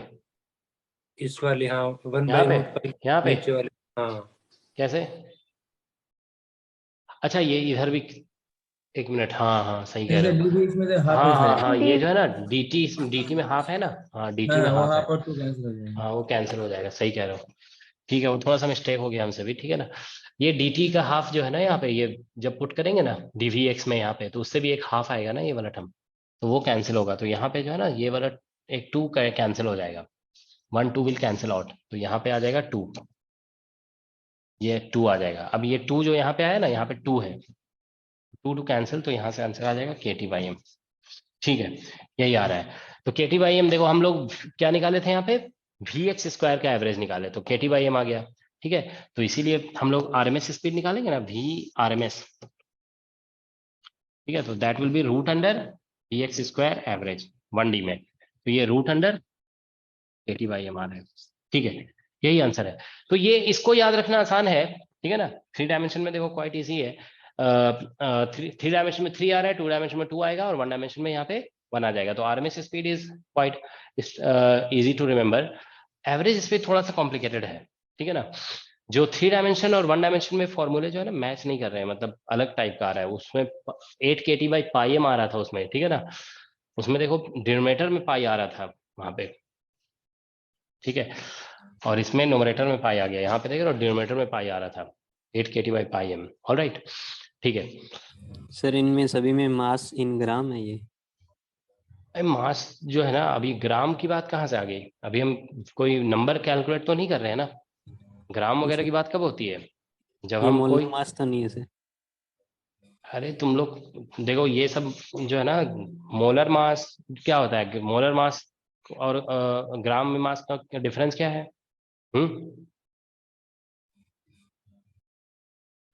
देखो होता क्या है, ये ध्यान रखो। ये जो है ना, ये पूछ सकते हो तुम यहाँ पे कि मोलर मास जो होता है ना, वो वन मोल का मास होता है, ठीक है ना। लेकिन वो भी ग्राम में ही होता है। जैसे अगर हम बोलते हैं ना कि ऑक्सीजन का मोलर मास कितना है ऑक्सीजन का, तो आप बोलोगे 16 ग्राम, तो इसको क्या ग्राम में नहीं लिखते हैं, ठीक है। तो ये जो है ना, यहाँ पे जो m लिखा गया है ना, ये मास ऑफ वन पार्टिकल है, mass of one gas molecule,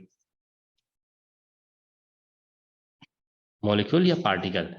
तो ये ध्यान रखोगे कि इसमें गैस ऑफ वन मॉलिक्यूल है। तो जैसे ऑक्सीजन में जैसे बोलते हो ना कि 16 ग्राम होता है इसका मास, तो ये जो है ना मास ऑफ वन मोल होता है, ठीक है ना। This is mass of one mole,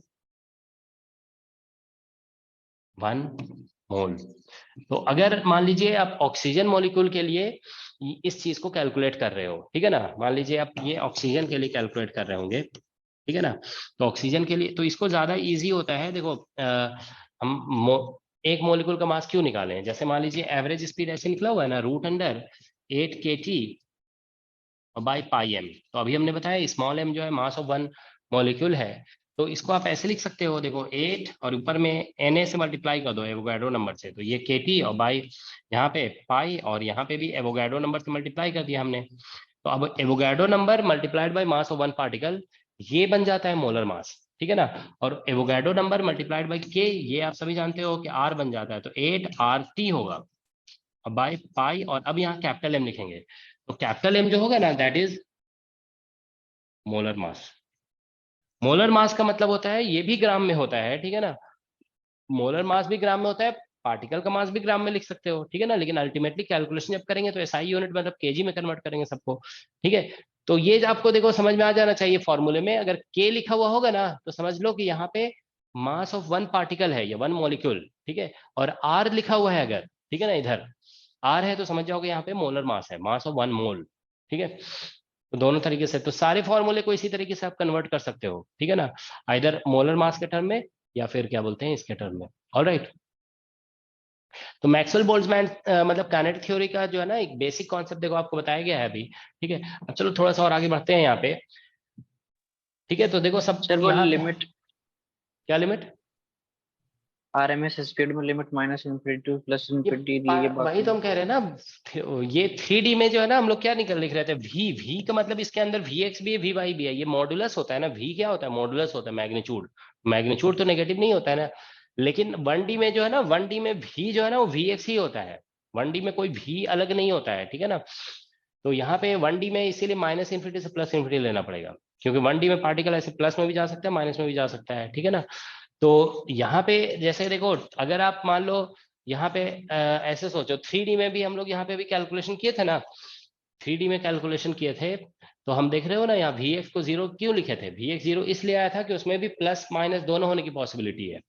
तो जब भी आप Vx Vy निकालोगे ना, एवरेज तो 0 आएगा ही, ठीक है, क्योंकि Vx can take negative as well as positive value. तो तभी तो 3D में भी देखो ना, तीनों का एवरेज 0 आया था। तो जब हम 1D में डिस्कस कर रहे हैं ना, तो वहां पे आप Vx की ही बात सिर्फ कर रहे हो आप, ठीक है ना। वहां पे अभी मॉडुलस की बात नहीं हो रही है, ठीक है। तो इसीलिए लिमिट -∞ से +∞ लेंगे। तो बस थोड़ा सा डिफरेंस है, ध्यान रखोगे। 1D में क्या लिमिट जो लिया जाएगा ना स्पीड का, वो -∞ से +∞ लेंगे, ठीक है। Then you will get the answer. Alright, तो देखो ये सभी बेसिक कैलकुलेशंस हैं, इससे एग्जाम में क्वेश्चन अब देख रहे हो जस्ट में अभी पूछा गया है, ठीक है। अब देखो हम लोग मैक्सवेल डिस्ट्रीब्यूशन फॉर्मूला हम लोगों ने लिखा 1D 2D 3D सब में लिख दिए, ठीक है ना।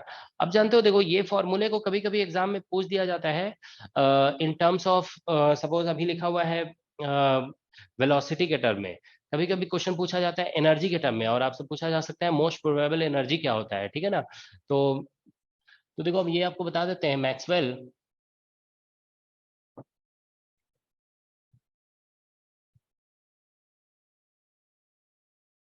Distribution formula in terms of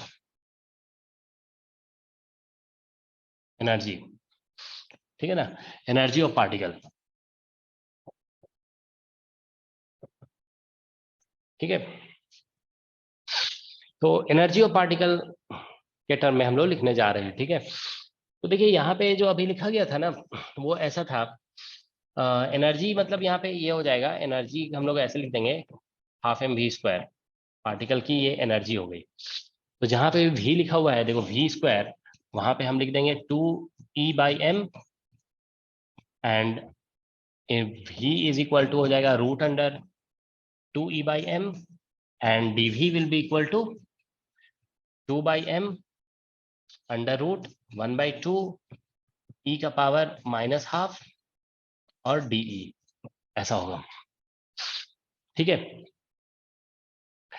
तो देखिए हम लोग एक्चुअली ऐसा है ना कि जैसे नंबर ऑफ पार्टिकल जो लिखा गया था ना in between v and v plus dv, ठीक है, तो उसे हम लोग ऐसे लिखे हुए थे कि मान लो डिस्ट्रीब्यूशन फंक्शन है fv और यहाँ पे ऐसे करके dv आ गया था, ठीक है ना, मतलब शॉर्ट में लिख दे रहे हैं, ठीक है ना, वहां पे 2πm/kt वगैरह जो था वो भी लिखेंगे, ठीक है ना।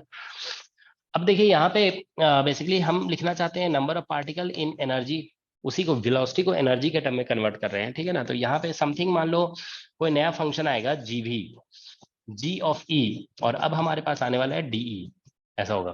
तो ये नंबर ऑफ पार्टिकल तो सेम है ना, बस इसको एनर्जी के टर्म में लिख रहे हैं, पहले वेलोसिटी के टर्म में लिखा हुआ था, but number of particle are still the same, तो इसीलिए ऐसा होगा g ऑफ e, तो इसको कहा जाएगा distribution function in terms of energy, और de should be equal to, ठीक है ना, that will be equal to here fv और इनटू dv, ठीक है। तो अगर हमें, ठीक है, अगर हमें देखो g ऑफ e निकालना है ना, तो ये बेसिकली हो जाएगा f ऑफ v और इधर आ जाएगा dv/de, ठीक है। तो हम लोग 3 डायमेंशन में डिस्कस कर लेते हैं इसे।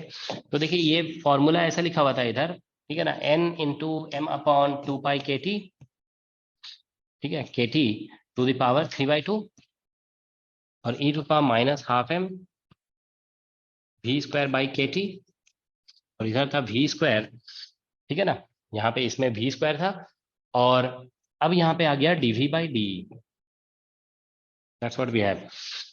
तो हम लोग क्या करेंगे, देखिए ये m/2π kt to the power 3/2, और ये बन जाएगा एनर्जी, इसकी जगह लिख दिया जाएगा, ठीक है ना, और v² की जगह 2E/m लिख देंगे, अभी ऊपर में निकाले थे ना, देखो यहाँ पे v² 2E/m, और dv देखिए यहाँ पे dv/de यहाँ से निकालोगे ना, तो ये बन जाएगा √2/m और 1/2 e का पावर -12, ठीक है, that's what we gate.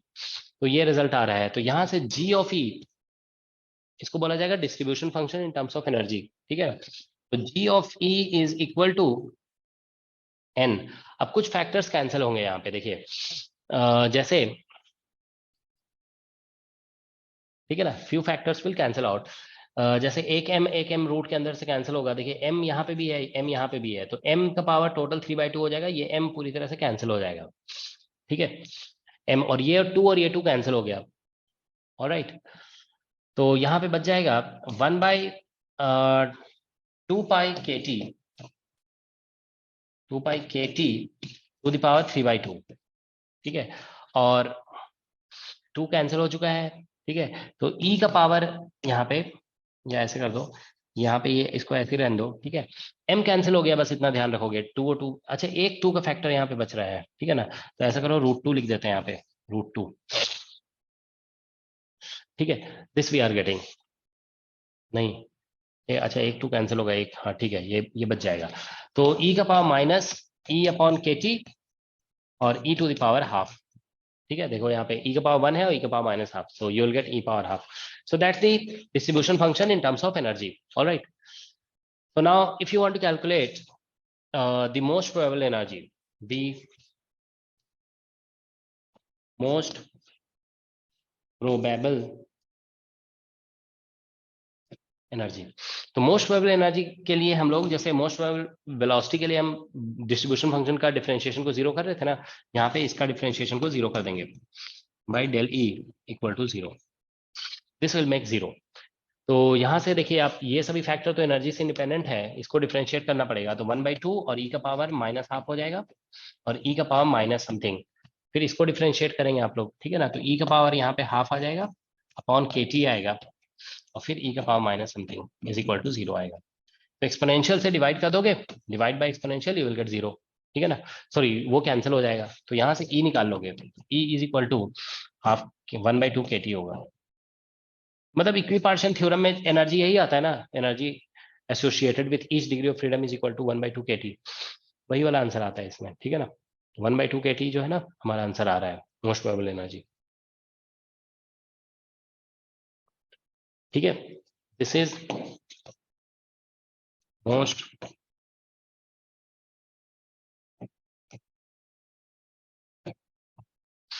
Probable energy. किसी को कोई प्रॉब्लम इसमें तो पूछ सकते हो, ठीक है ना, यही आंसर आ रहा है, ठीक है। तो देखो एक क्वेश्चन इरोडोव की बुक में दिया हुआ था, हाँ बोलो। सर एक डाउट था कि जो dnv/n जो हम लिखते हैं वो डिस्ट्रीब्यूशन फंक्शन ही होता है क्या, fv के इक्वल होता है क्या? dnv/n जो हम लोग लिख रहे हैं ना, NV/n वो तुम खुद देख लो ना, इतना कंफ्यूजन क्यों होता है तुम लोग को? तुम लोग जानते हो क्या होता है, खुद से में थोड़ा सा एफर्ट नहीं लगाते हो, इसीलिए ये सब दिक्कत आती है। अगर मान लो नहीं समझ में आ रहा है तो थोड़ा देखो उसको ध्यान से, समझ में आ जाएगा। थोड़ा एफर्ट लगाया करो, ऐसे पढ़ाई नहीं होती है कि बस नहीं समझ में आया तो छोड़ दिए, या खुद से देखो, 2 बार फॉर्मूला लिखो यहाँ पे सामने अपने और देखो जो पूछ रहे हो वो होगा कि नहीं होगा। बताइए और लोग क्या क्या होगा इसमें, dnv/n डिस्ट्रीब्यूशन फंक्शन के इक्वल होगा या नहीं होगा?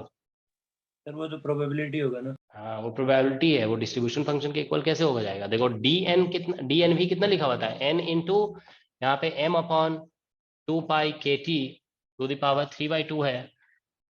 ठीक है, तुम लोग पढ़ते सही नहीं हो ना, ये थोड़ा सा एफर्ट लगाया करो, मेहनत करो, ठीक है ना। देखो यहाँ पे ऐसा है ना, और फिर यहाँ पे v स्क्वायर है, और फिर इधर क्या था, dv था, और फिर इधर d ओमेगा था, ऐसा था ना, ये पूरा टर्म है। तो अब ऐसे सोचो, ये वाला n को हम नीचे ले जाएंगे तो dnv/n ये पूरा टर्म होगा, ये पूरा टर्म। और हमारा डिस्ट्रीब्यूशन फंक्शन हम किसको बोल रहे थे, डिस्ट्रीब्यूशन फंक्शन जो है ना हमारा, ठीक है ना, वो ये जो इंटीग्रेशन वाला टर्म है ना, उसको छोड़ने पे जो बनता है उसको बोलते हैं, समझ गया ना। तो distribution function is that which does not contain these integration terms, ठीक है ना। इंटीग्रेशन टर्म को हटाना है, मतलब dnv/n में से वो इंटीग्रेशन वाले टर्म को हटा दोगे तो हमारा डिस्ट्रीब्यूट, तो मतलब dnv/n देखो हमारा ऐसे निकल रहा है, dnv/n, ठीक है, वो निकल रहा है हमारा m upon 2 pi k t to the power 3/2, ठीक है, फिर e का power minus half mv square by k T, ये हमारा dnv/n हो गया। और सॉरी यहाँ पे है dv इंटू डी ओमेगा, ठीक है ना, डी ओमेगा मतलब साइन थीटा डी थीटा और डी फाई, सॉलिड एंगल है वो। अब ये जो टर्म है ना, ये इसको छोड़कर, ठीक है, इसको बोलते हैं distribution function, that is the distribution function. Alright, probability जैसे क्वांटम के पॉइंट ऑफ व्यू से सोचो तो समझ में आएगा, प्रोबेबिलिटी डेंसिटी जिसको बोलते हैं ना क्वांटम में, वो है डिस्ट्रीब्यूशन फंक्शन, ठीक है, that is the distribution function. और ये जो टर्म है वो प्रोबेबिलिटी हो गया, ठीक है। तो ये काइनेटिक थ्योरी ऑफ गैसेस का देखिए बेसिक बताया गया आज आप लोगों को। अब नेक्स्ट क्लास में हम लोग इसको फर्दर एक्सटेंड करेंगे, ठीक है। तो देखो हम ये बता रहे थे आप लोगों को कि अभी जैसे मोस्ट प्रोबेबल एनर्जी निकालने के लिए बोला गया ना, उसी तरह से जानते हो एक क्वेश्चन इरोडोव की बुक में है कि काइनेटिक थ्योरी ऑफ गैसेस के कॉन्सेप्ट से गैस पार्टिकल्स का most probable de Broglie wavelength निकालना है। तो जानते हो देखो ऐसा नहीं होता है कि जैसे मान लीजिए आपने मोस्ट प्रोबेबल स्पीड निकाल लिया, देखो मोस्ट प्रोबेबल स्पीड हमारा कितना निकला हुआ था, vm इक्वल टू निकला हुआ था √2 kT बाई m, यही था ना मोस्ट प्रोबेबल स्पीड 3 डायमेंशन में, तो यही निकला हुआ था। Is it okay? अब आप देखिए इसको यूज करके अगर आप एनर्जी निकाल रहे होते, इसको यूज करके एनर्जी निकालते ना, हाफ mv स्क्वायर अगर ऐसे कर देते तो ये वाला वैल्यू पुट करोगे तो ये रिजल्ट नहीं आएगा। तो आप ये ध्यान रखोगे, इसमें ऐसा होता है कि मोस्ट प्रोबेबल स्पीड अगर आपने निकाल लिया ना तो उससे मोस्ट प्रोबेबल एनर्जी नहीं निकलता है। ओके, आपको distribution function in terms of energy निकालना पड़ेगा। तो उसी तरह से जानते हो, अगर मान लो हम ये बोलते हैं ना गैस पार्टिकल्स में बहुत सारे पार्टिकल मूव कर रहे हैं, स्पीड है 0 से इन्फिनिटी तक, कुछ भी हो सकता है, तो what is the most probable de Broglie wavelength? तो जानते हो आप ऐसा नहीं कह सकते हो कि हम मोस्ट प्रोबेबल स्पीड निकाल लिए उससे हम most probable de Broglie wavelength निकाल देंगे, उससे नहीं निकलता है, ठीक है ना। तो उसमें जानते हो क्या करना होगा कि आपको most probable de Broglie wavelength निकालने के लिए आपको पहले इस डिस्ट्रीब्यूशन फंक्शन को in terms of de Broglie wavelength लिखना पड़ेगा।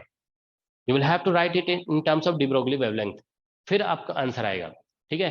तो आप लोग देखोगे क्या बोलते हैं उस क्वेश्चन का सॉल्यूशन हम जो है ना इसमें दिए हुए हैं, जो यूट्यूब हमारा है ना यूट्यूब चैनल, उसमें देखोगे most probable de Broglie wavelength करके एक वीडियो बना हुआ है छोटा सा, जिसमें डिस्कस किया हुआ है कि most probable de Broglie wavelength कैसे निकालते हैं, ठीक है ना, उसे देख लोगे आप लोग, ठीक है। चलो फिर अभी स्टॉप कर रहे हैं, फिर नेक्स्ट क्लास में डिस्कस करेंगे जो भी बच रहा है। किसी कोई डाउट तो नहीं है? आज तो और क्लास नहीं है ना सर? आज तो और क्लास नहीं है। अभी है ना एक प्रोबेबिलिटी क्लास होगी ना, फिर उसके बाद इवनिंग में लेंगे मैकेनिक्स की क्लास। तो स्टैटिस्टिकल शेड्यूल नहीं है आज का। 12:30 के आसपास से होगा, 12:40 से, ठीक है। Okay sir. ठीक है।